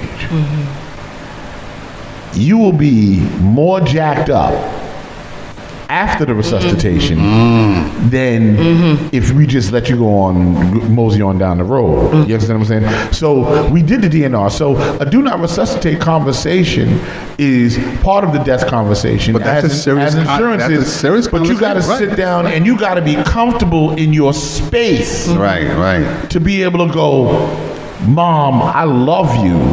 Dad, I love you. But now that I understand what would happen if we try to resuscitate you in the condition that you're in. Now, if your dad is still 300 pounds at 90, and he could stand that pounding that we're going to do to you, by all means, you ain't got to do a DNR. But if your parent is sickly, the quality of life with a DNR really sucks. And you gotta, and here's the deal. Once you hit 90, it's all gravy, baby. You understand what I'm saying? Like, that's borrowed time. Biblically, once you hit 70, it's all Three scores. gravy. You know what I'm saying? It's Biblically, happened. You know what? tomorrow's promised to no one. So it's all really borrowed time after 70. Like, you've crossed the finish line. Right. Now you're just kind of waiting to see what happens. But a DNR, you talking about if we love you. You mentioned that on 2 occasions, but if you do, and you do love your parent, you do love your mom, you do love your dad, you will make the choice to have a DNR because it's just too much stress on the body, which is what he's leading into. But I want to address something that he said just briefly. I love how he just skated over the fact that he owns Breathe CPR, Yes, he located does. on 892 Wyckoff Avenue. All right. So we teach this, and he's got a fleet of agents out there who are teaching on a daily basis, and he teaches on a corporate level as well. That's right. And there isn't a day where we walk into a corporate CPR and not have to actually take care of people who are having heart attacks at that time. My goodness. Which he has had to do on several occasions. My goodness. And I've had to take over his class while he goes and does Save a life. CPR compression. But takes out so his he knows cape. exactly what he's talking about. Yes. Beyond the compressions, if they're using a defibrillator, that's now we're shooting how many thousands of volts of electricity through a body? It's a lot. Whether it's a young person, whether it's an old I will person. be clear to give you the exact number. Yeah. 1,000 volts. My grandmother Esther, my grandmother's name was Esther, was a nurse at Elmhurst Hospital. And when she got sick, because she's in the medical field, she knew what was coming because, we could see it down the road. She wasn't afraid, but she made it very clear to me when the time came, do not resuscitate me. She said, and she explained exactly why. Because all we see is the emotion. I want grandma. All right. You saved her life. Yeah. But it's just like you said, it's the quality of life. Now, because she was a realist and because she witnessed firsthand how violent a DNR instruction is, she was like, She'd been in let a code. me go. So when it came time, when I was in the hospital with my mom, and the doctors asked me about a DNR, now it's a very different conversation because my grandmother told me not to resuscitate. Death conversation. It was easy Death talk. because the she decision. told me. Yeah. Now it's my mom, and my mom never had this conversation with me because she wasn't going to die. It's your mom. Your mom. My mom, my mother's never gonna die. She's not going to die. And I knew your mother. I know. She was never gonna die. She wasn't going to die. She listen. Like we all think. I was shocked. But the thing is that she was so, and she wasn't sick. She got sick once. And I we want to have do a one thing caller because we on got the a call line. that came Oh, in. great. Go ahead, pop it in. Hello? We can't hear caller. Caller? What? We lost him. Oh, we lost the call? Okay, cool. Okay, so Caller, What- please Call call. back again. Call back. Call We got back. what I was going to say is that my grandmother told me. Now it's a struggle because now you're left trying to make this decision for somebody else. So again, I made the decision. Even though it was a hurtful decision, but I realized that her quality of life was not going to be great. Zero. And I knew who my mom was. Yeah. She was active, Yeah, she was always up and up around and out moving and- the door. Right. So I knew that the quality of life that she was going to have was not going to be what she wanted. So a lot of the times making these decisions on behalf of loved ones is oh my God, did I do the right thing? That's why even if your parent, your children, or whoever does not want to have the conversation, it does not have to keep you from writing everything down and just saying, Hold baby. on. I ain't doing this. You got a call. Pick We got he's it live. up. Hello? All right. Hello, caller. Caller. Yes, Hi. Hi. How are you? good, thank you. Good. Thanks for joining us, And you're on the we want air, to hear what and you have to say. What's up? Well, I think that everybody that has a DNR in place needs to let their family know specifically what's going on. They can't just skirt the issue. It's a major important, especially picking a person that's going to be able to make the decision and not think twice because of the Yes.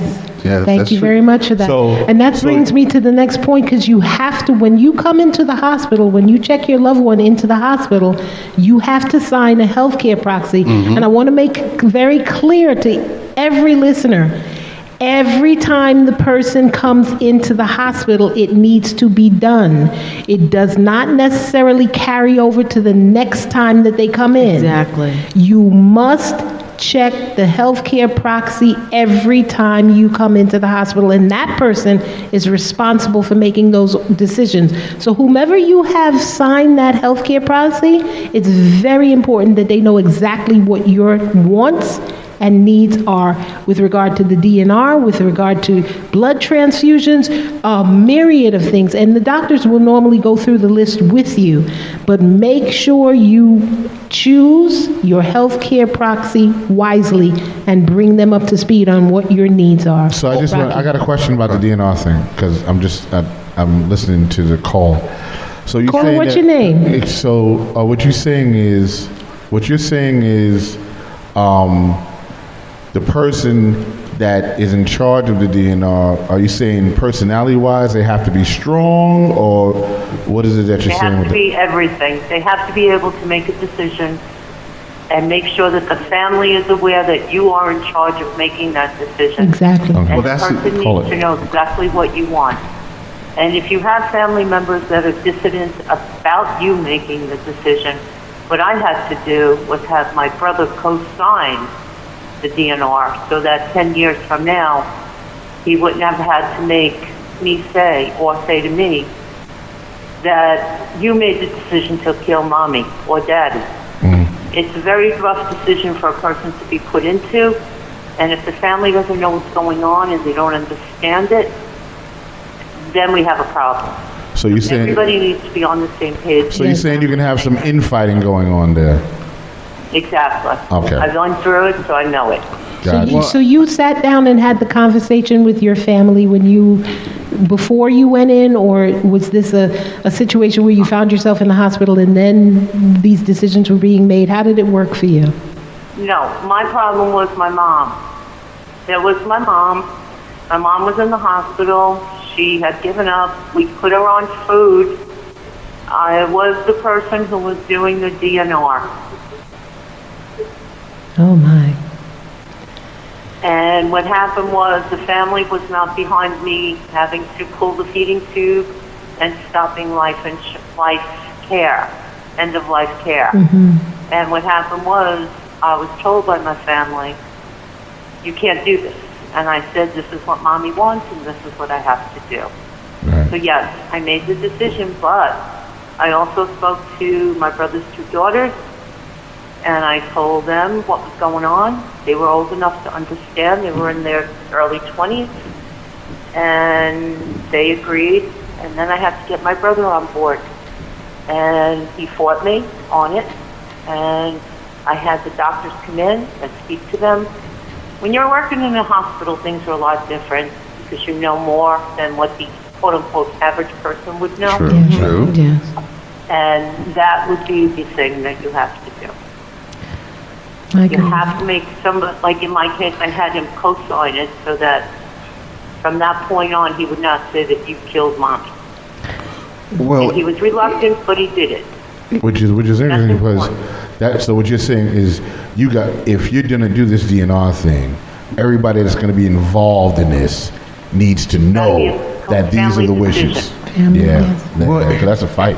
You know, a lot of the times, if you don't have that DNR and you let your family member just whittle away, it's more of a selfish move, though, isn't it? You know, For sure. sometimes it's better to let them go with dignity as opposed to opening up their chest, having this violent thing done to them, and they're never really going to be who they were before all of that ended up, transpiring. In our caller's case, the mom made that decision Yeah. prior to. Yeah. And let me say this, caller, you have our deepest condolences because I Absolutely. mean I can hear it in your voice, and we're Still struggling just with them making that decision. so and it's- grateful that you called I am in. not. No, I made the right decision. You did. yes, you definitely did. Absolutely. And that was my decision to fulfill her death wish. Well, see, here is the thing. I mean, you definitely spoke about the questions that I was raising in terms of the DNR. Now, I think that in many cases, families are going to be split. I think that's just a given. Right. At least I've seen it time and time again. 100%. But if your mom, your grandma, whoever your loved one is, has confided, or has spoke to you and said, "This is what I want," and you are of the mental capacity to carry it out, because granted, not everybody in a family is going to be mentally strong. Can't please everybody all the time. Right. Not everybody's going to be mentally strong at that moment Right. to make critical, life-changing decisions that could potentially tear a family up.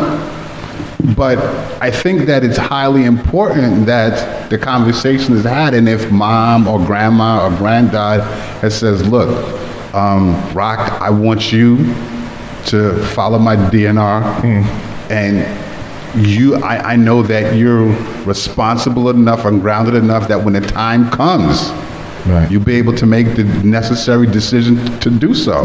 Fair enough. Now, obviously there's going to be some family members that's going to get mad at Rock. They'll be like, I don't want to talk to you. You killed mom or grandma or whatever. Yeah. But I think that's a the given. case of what our callers talk Right, about. but And once again, I wanted to thank the caller because I don't want to keep you just hanging there. Thank you so much. Thank you, caller. Thank you. For calling in, and thank you for following us at The Real Discussion. Good night. You too, dear. Thanks again.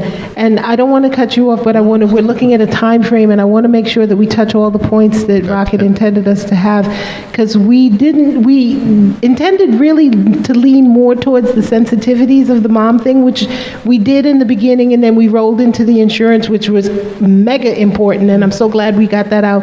But I also want to come to the sensitivity side again, because with what we were talking about in the beginning and the transition of losing mom, grief counseling was something that we had briefly discussed in our pre-production meeting, and we want to make sure that everybody knows that if you don't have somebody to talk to in the family, and if you don't have that special friend where you can reach out to, there are services that are available that you can tap into online, on the phone, from your phone. You can talk to people without divulging who you are, and just talk.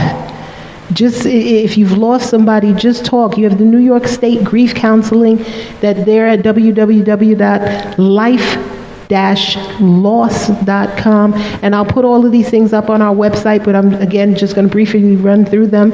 You have the Center for Loss and Renewal and Bereavement. Those counselors are available. Their location is 168 West 86th Street, and their number is 212-874-4711. You also have the Queens County Grief Therapists and Bereavement Specialists, and they're located on www.psychologytoday.com. You just type in your area, and they can give you somebody close to you that you can actually see in person if you'd like, or you can do anonymously. But once again, talk, because this losing somebody is a major life-changing things, and sometimes it's, especially with your mom, it shakes you. And sometimes you need somebody to talk to. After all of the flowers, and after people stop ringing the doorbell, and after the calls stop, you're in silence, and you're left there with the pain of the loss of the person. So we wanted to make sure that we at least gave you these grief counseling, and you can call and talk to us too. We're online, we're on the site, and if you say, call me, I need somebody to talk to, type, I'm responding, Gary's responding, Rock is responding. We will talk with you. That's right. And just one more time to run around with our information. We're at TheRealDiscussion.com. We also are on platforms of Facebook Live, iHeartRadio. We're on Spotify, Apple Podcasts, Google Podcasts. We're on YouTube, and we will soon be on Anchor Podcast. If you want to give us a call one more time before we lead out, our number is 929-480-8478, and you can email us at rocksdiscussion@gmail.com. And on Instagram, we're at Real Discussion. And on Twitter, we're at Rocks Discussion. Got all of that in? Okay. So just one thing, Hannibal, where am I in time? I'm just asking. Pretty good. All right. Okay. So what I want to deal with is I want to deal with the living will, right? I want to talk about the living will because the living will is very important. And the reason why it's important is that your will has to be updated. Yeah. It has to be updated. And it's interesting because I sort of went through this with my brother, unfortunately. When my father did the will, right, and the deed for the home, and he put me and my sister on it, me and my sister, my brother wasn't of age. So when it came time to upgrade where he should have been on the deed, we weren't able to do it because my father didn't have a living will. So I'm driving at, let's say... your father didn't have a last will and testament. Right. That's not a living will. A living will is different. All right, but let me roll through what... So your last will and testament. So what I'm saying is, all right, so didn't have a last will and testament. But here's the thing. Now, and then clarify for me. If my living will is 30 years old and I had 2 kids, and I wrote this will 30 years ago, and I never updated that will, and I had 4 more kids and didn't update them into the will, does the will need to be updated? Well, the easy answer to that is absolutely. Your Okay. will always needs to be So updated. is that a living will? No. No, Okay. and it all depends on the language in the will, right? Okay. But Because Marguerite, before you go, let me make the separation, because Okay. this is the third time today he's done this, and I want it to stick. Right. A living will is, you assigned me to take care of your business. in the You event- have a tube in your throat, and you cannot talk, you cannot do anything, and they want to pull the plug. You set up, in the event of something happening to me at that drastic time, and my heart is still beating, I have a pulse, she can make the decision. That's a living will, and there's more to it as well. Right. Okay. Well, see, and that's the way you have to think about it. Living will means you're still living, but Right. you're not able to make decisions on your health care, on your finances, all of those things. So a living will actually executes or puts someone in charge of executing, in their best judgment, whatever care, whatever financial decisions that have to be made on your behalf. Not to be confused with a healthcare proxy, because Right, the that's healthcare different. proxy is only for Only that for health. incident. Only for health. Whereas a living will can take care of all of your assets in addition to other things. So And now- that's more so a conversation that you'll have with a lawyer. That's just really dumbing it down. Living will means you're still living, You're but obliged. you cannot make decisions on your own. You have assigned someone else to make those decisions for you. So your father did not So- update his last He didn't will and update his testament. last will and testament. A last will and testament is once you have transitioned. Now you are no longer here. An executor in that will, that's the person that you assign to carry out whatever wishes that you want. Now, let's say that same scenario, you made out your will and you had 2 kids. And then 10 years later, you had 4 more kids, but you never updated your will. It all depends on the language in the will. If you, let's just say me and Esther are your children, and you say, I leave all of my worldly possessions to Esther and Marguerite, and you have 4 other children, well, now they've just been eliminated. Gotcha. But if That's- that language they in can that contest will, it. they can contest it. But if the language in that will says, I leave all of my worldly possessions to all of my children, known and unknown, That's everybody. that's Thank you, everybody. everybody. That's what I was So driving. that's Language, where you language. really have to have an attorney, because you have to be very clear as to what your intent is, who you're choosing to provide for and who you're not choosing to provide for. Right. Right? That's when that becomes very handy.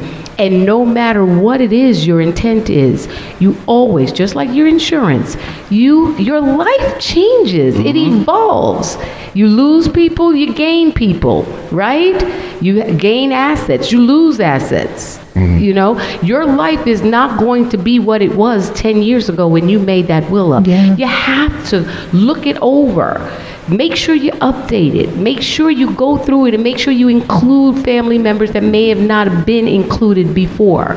Have the conversation about the healthcare proxy. All of that has a lot to do with financial planning. What is that old adage? If we fail to plan to Plan to fail. fail. Fail, that's right, that's right. That's- All of this is it's not hard. It really isn't hard. There are even prepaid legal services if you don't want to actually hire an attorney that will very affordably Right. give you all of the tools Right, that right. you need to do a will, to do a healthcare proxy, to do a living will. Marguerite, you can do these things online now for $29.99. Okay. There is no excuse. There is no, ladies and gentlemen. let me tell you something. None. If you decided to rip a piece of paper out and just handwrite your will, whatever it is that you want, and you happen to be a notary and you were a witness, guess what? That's our it. last will and That's testament. right. And once that's right. That's again, how easy it is. as I said before, which That's how camera are we easy on? it is. This is in the book. what camera am I on? By Caretaker. And I'm definitely going to It's get on my copy. Amazon. You're going to get your copy before you leave Absolutely. here. And for those who listened today, please, please, please inbox me your address. I would love to send you this book for absolutely free. You just pay the shipping cost. And it's got a will in the back. It's got a healthcare proxy in the back. It's got all of this documentation that we were talking about, so you can actually see them before you see them when you go to Marguerite, who once again is at 917. There you go. Thank you. 769-9865. Okay, Rock, take it away. End the It's show. just been Yeah, wonderful. I mean, are we at the end of the show, Hannibal? We got- yeah, exactly. No, we keep going. We're not- We're not even. I'm in. just making sure I get everything in. It's in, but because we're about 20 minutes before. But the thing is this, right? So, what about? And I wanted to ask you about this. And we have the grief counseling, and which is important because a lot of people feel like they have nowhere to turn with stuff and where they should call. And I remember I felt very alone. Yeah. You know what I mean? I felt very alone in my situation. And actually what happened was I got a call from a really good friend who I didn't really know we was that good friends. You know what I'm saying? I mean, we're good friends, but I didn't know it was like that. And when Red Alert, DJ Red Alert called me and he said, listen, my mom died and this is what I went through. And you know, you're never gonna be whole, right? Because your mom is the first person that you ever met in your life. That's the first person you've ever met. So, and I was driving, I'm crying, and I'm like, you know, it was a lot for me. And that was really helpful. And the support of my friend was, you know, was helpful, and just those words. And I know, you know, people feel like, well, you know, when your mom dies, there's nothing you can say. But that's not true. Coming from a person that has been through it, that can say to you, hey, you know what? Let me tell it to your friend. You're never going to get over it. You're always going to have that void. But each day is going to get a little better. Each day, it'll be a little less painful. And I'm not saying sometimes it ain't going to stab you like a knife when you're reminded of something, but that initial grief period in that month or 2 months, after a while, and being a person who's been through it, it just gets a little easier and you start to get on with your life. Yeah. Because you got to get on with living. You got to get on with that. This is so fresh for me because, as you know, said earlier in our program, my mom just passed away in June, and it's something that it just knocked me to my knees because she was vibrant, she was healthy. She got sick and died, and it happened within 2 months. And you, as alone as you feel in that moment, you know, I realized how much support I had, how many people came and just shared with me their experiences. But the ones that resonated with me, the people that went through it and pulled me aside, because it is a difficult person on the other side of the gate. You don't know what to say. You feel for that person, and there is really nothing that you can say, oh, my condolences, oh, I'm so sorry. But all of that helps. But what really helped me through it is the folks that pulled me to the side and said exactly those same words. You're never going to get over it. It's your mom. You're never going to get over it. When the time comes and you're overwhelmed with emotion, write it out. Cry if you have to cry. It's going to get better every single day, but in the moment when you're having those emotions, have them. But whatever you do, because I remember distinctly one day, I was in a dark place because my mother just passed away. She was my best friend, and I was in a dark place. And I happened to be telling someone that I was feeling that darkness, and her husband just had recently passed away. She walked right over to me and she said, don't do that. Don't do that. Don't go there. And, you know, those are the kind of things that family and friends and supporters you need around you. You need those people who are going to tell you that it's okay to cry, that it's okay to grieve, it's okay to be depressed, but don't give in. Break through it and keep going. And though I found myself crying every single day from the time that it happened. And then one day, I noticed I was singing. And I hadn't sang since before. And I had to call my husband. I said, I was singing today. He's like, oh God, here we go. Now you're going to break out the karaoke machine. We're going to go right back to that. But every day does get better.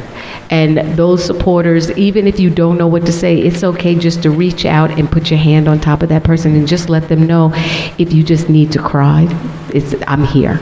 If you want to talk, I'm here. And just make yourself available to those people. And that's the gem, the nugget that I got from this, so that hopefully and prayerfully, if I ever have to be that support for someone, that I know what to do in that moment.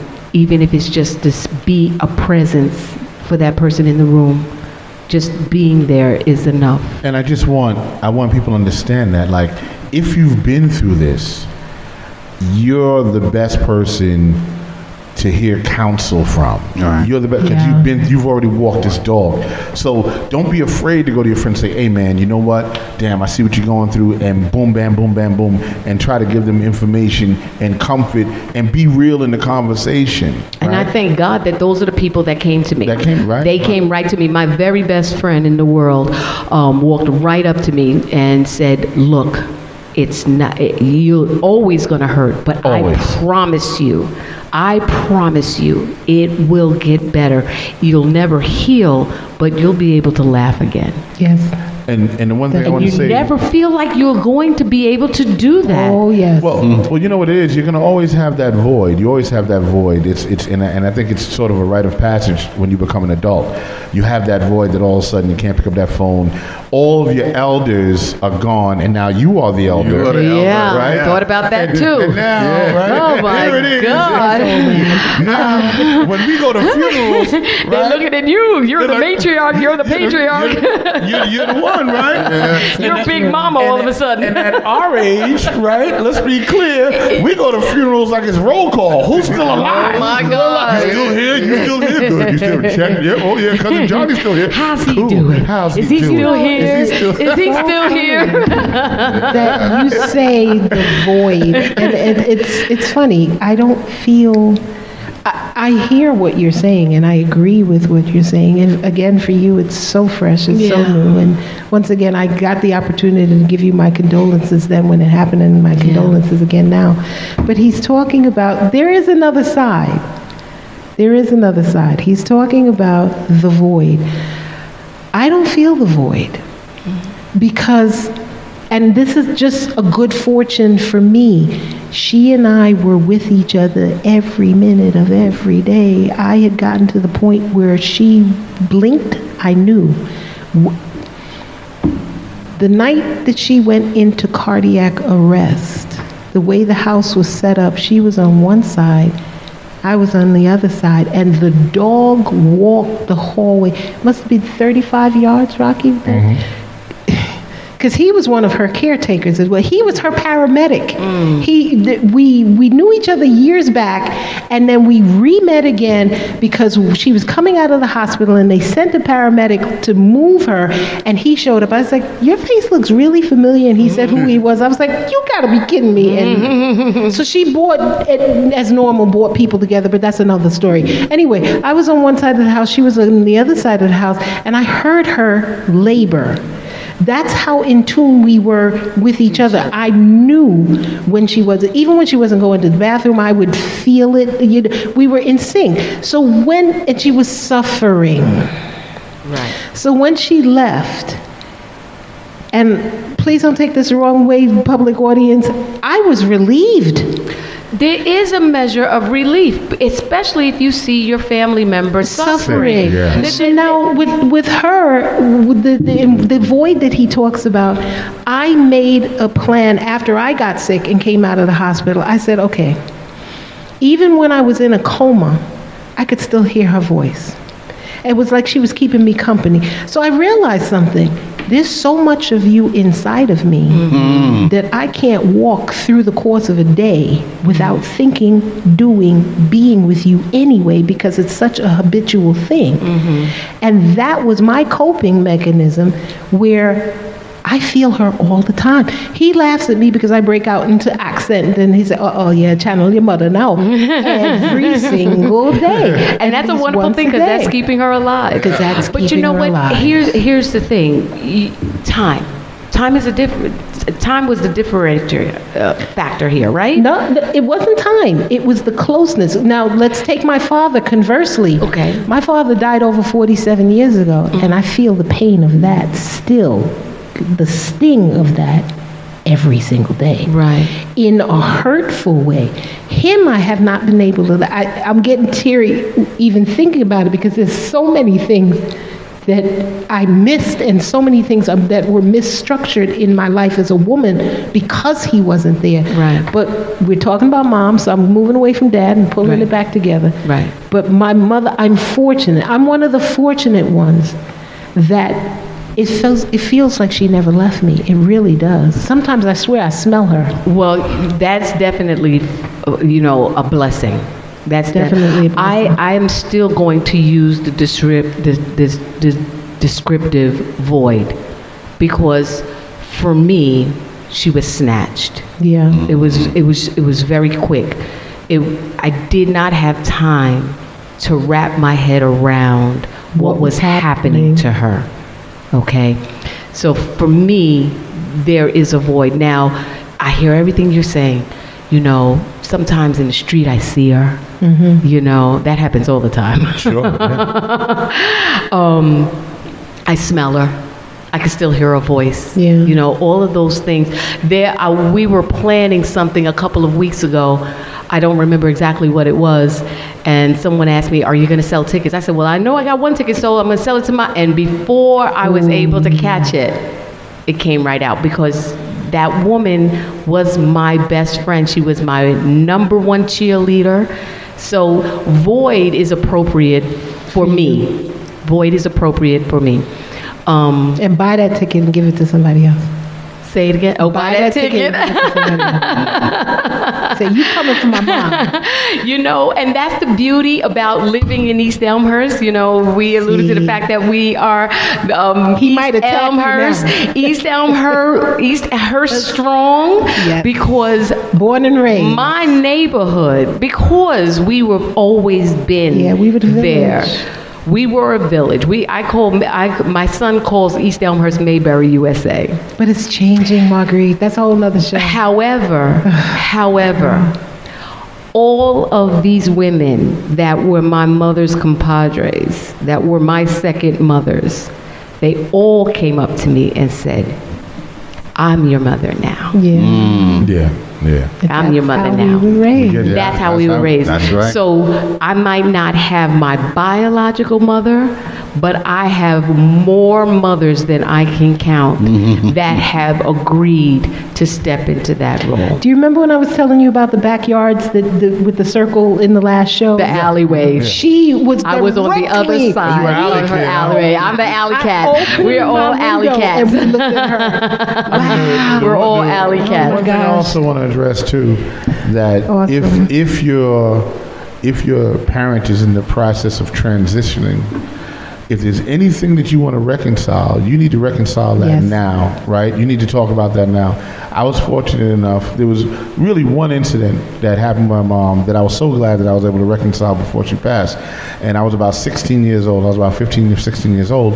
And, hip hop going on, whatever, and I got home, I think about 1 a.m, and I'd had a few beers, and I'm with my friend Rocky D, right? And he's Puerto Rican, Rocky D.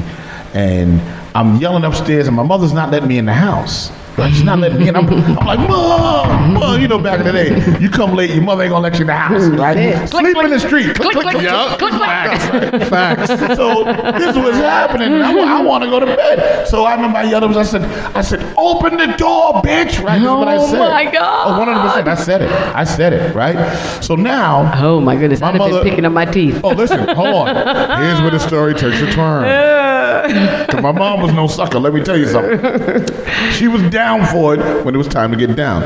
I mean, she once told me, she's like, I can abort you at 16, you know. Right? I was like, isn't that murder? You know, she's like, boy, you know. My mother was like that, so it wasn't, you know, this wasn't like, you know, this was a challenge. You messed up. You messed up. So now she flings the door open with the biggest kitchen knife that I had never seen before and attempts to stab me. And she goes, huh? She leans forward and says, your mom is a bitch. And I went, huh? My man Rocky's like, what? What? He's like, I thought that was your mother. I was like, I thought it was my mother too. Right? Now I'm all confused because that statement was like, oh man, maybe I'm adopted. I don't really, you know, right? And my mother had a way with words. Sobered you up real quick. Right? So, and then she lunged at me. So I carried that incident with me basically for the rest of my life until I was an adult. But I never addressed it. And then finally, probably like within the last 2 years, you know, I said, Ma, you know, it's something I've been meaning to talk to you about. You know, just something that's been bothering me. And by then I was like, you know, 35, you know. And she didn't even remember. She didn't remember that shit. You know? Nah, she remembered everybody she tried to stab. She didn't stab my father. She tried to stab my sister. My mother was a stab queen. She was in it. Matter of fact, she didn't try to stab my father. She achieved it. All right. Wow. So, I was the one that got away. But the thing was, and I apologized. And I said, Ma, I said, you remember that night when I said what I said? I was like, yo, I'm so sorry that I did that. You know, I was dumb. I was a kid. I was immature. I was 16, 15 years old. I'm sorry. You know what I'm saying? And she was like, I forgave you right after I tried to stab you. Right? No, not after I said it. After she tried to stab me. She forgave me after she tried to stab me. You know what I'm saying? Wow. And I was like, you know, thank you. You know what I mean? But You needed to get it. I needed to get that. You know what I'm saying? And I'm saying this because so many people, y'all don't talk to your parents about the things that you're upset about. You don't go and say the things that you did, the things that you're concerned about. You don't reconcile. So when they pass, now you're all jacked up because you ain't talked to your parent to reconcile those things. I've seen family members. There's no closure. I've seen family members, and I ain't even gonna call you out. It jumped in the casket when grandma died. You know what I'm saying? Because they went ends with grandma, and they didn't reconcile with grandma. And those people that don't reconcile are the ones that scream and they scream the loudest at the funeral. They're the big criers, and they stay in pain, and they deal with that for the rest of their lives. So I'm here to tell you, if you haven't reconciled with your parent, whether it's your father or your mom, you need to do that. You need to pick that phone up today and make that phone call and say, hey, you know what? I'm sorry. I apologize. Whatever it may be. You know what I'm saying? Or it might even be a thing of, hey, you know what, Mom, you know what? I forgive you for what you did to me. Because they already forgave you. Exactly. Sometimes it flips, right? Sometimes Dad might have been a real bastard. I'm going to say it like it is, right? And you know what, Dad? I forgive you because there's the power in forgiveness, right? Yep. I forgive you for what you abused me as a kid, right?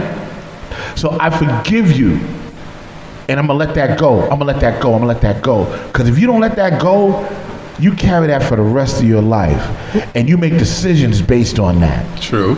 It just seeps in. You can't even help it. Well, forgiveness is not for the other person. It's for you. It is for you. It's for you. And I wanted to make sure we did for that. you. It's absolutely for you.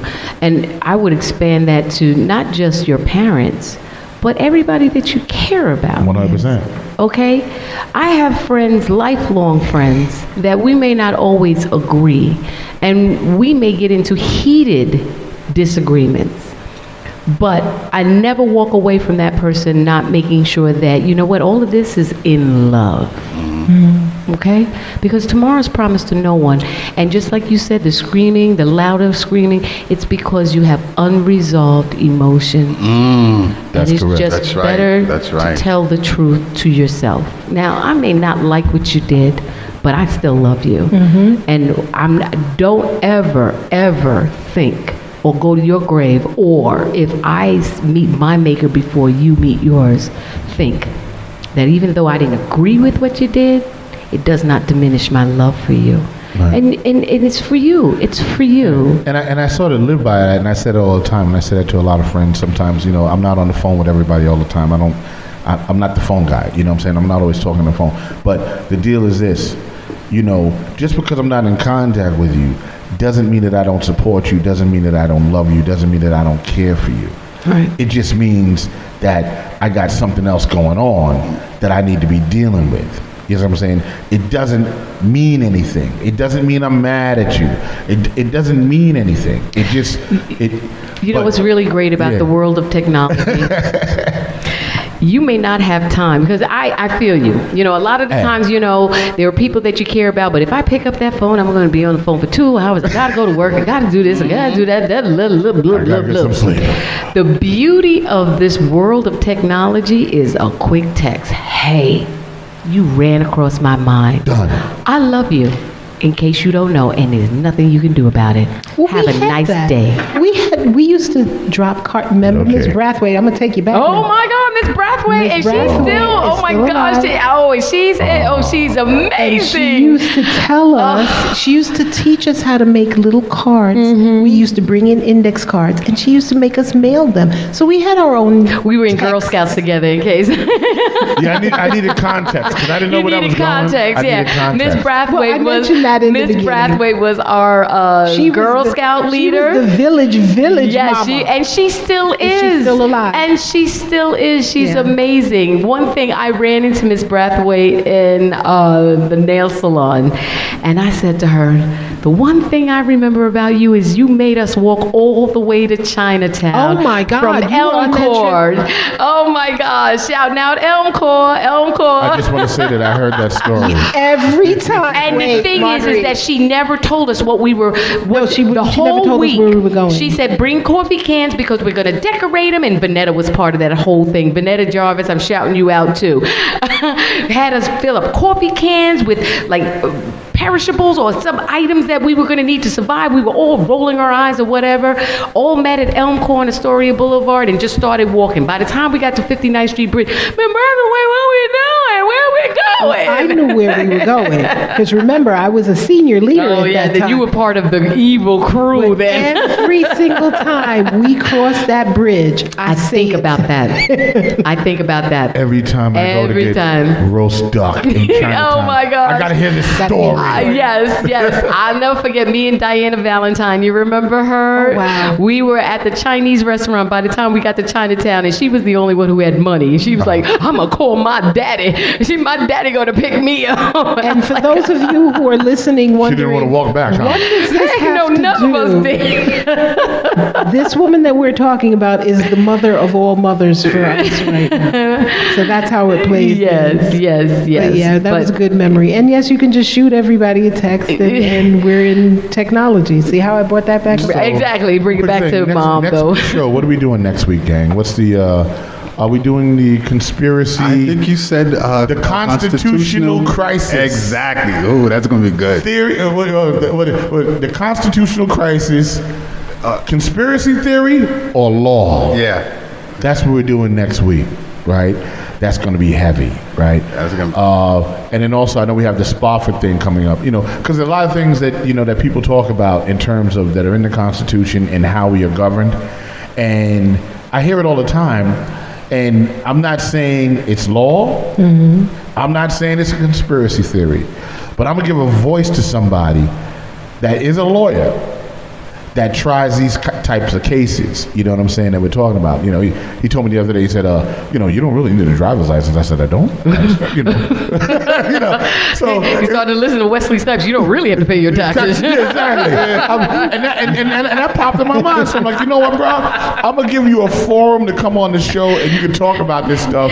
And I said, listen, if it ain't accurate, I'm going to clown you, all right? So all I'm that of guy. you who are sovereign and all of you with the last name Bay need to dial into that show. That's right. Because we're going to deal with the concept of sovereign behavior in the United States. It's going to be a fabulous show. Absolutely, because I'm having. I think it'll be great. You know what I'm saying? And let's bring that to the masses. You know what I mean? Let's have that conversation. Absolutely. So I'm going to play devil's advocate. Because I've heard about it. What? And throw a little tiny weeny question, because I don't know if we have a gag order on that. We started with NYCHA a couple of weeks ago. And we sent you to their website for all of the information that Stan Morse was here with us, and the marches are coming up, so we have to give you the dates on that. But are we able to mention anything further? Because we are going to have another NYCHA show. Okay. But you know are what? we able to?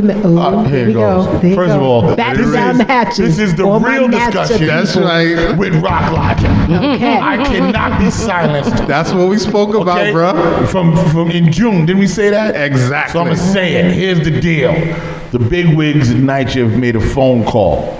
They want a rebuttal Yeah. off of that show. We struck a nerve, bro. We struck a nerve. So they want to come on. That's what's up. That's what we about. They want to come on and they want to rebuttal. They want to talk about the stuff we was talking about.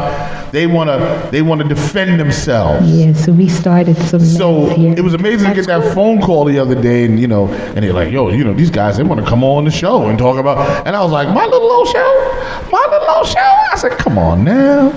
We started this thing in June, didn't we, Gary? Yeah. Having a conversation, just having That's over a it. couple of beers. Yeah. And the thing was, and Esther came up with a good thing this week. She'll tell you what the motto is, but I wanted to stir the pot. Absolutely. I wanted to, create. When you want to bring about change, call us. We'll help you stir up the pot. So I wanted that to be that. You know what I'm saying? And I wanted to, and then it was I just like that. Yeah, it's dope. I like that. And then here it is now. 2 weeks after the show, they're like, "Hey, we need to, defend ourselves and what you guys are talking about." And I was like, "Listen, it's an open forum. Come on the show, and I'm cool with it." You know what I mean? Now But you have to see how important that is, because NYCHA, the people in NYCHA have not been even getting on Channel 2 and 4. They haven't been getting on the networks, but they heard this little show. That's amazing. And they heard the people that we brought in, because we brought in the people that were in the houses. Right. Yeah. We gave the public the real figures behind the figures. And for those of you who haven't heard that show, go to Spotify. All of our shows are up on Spotify.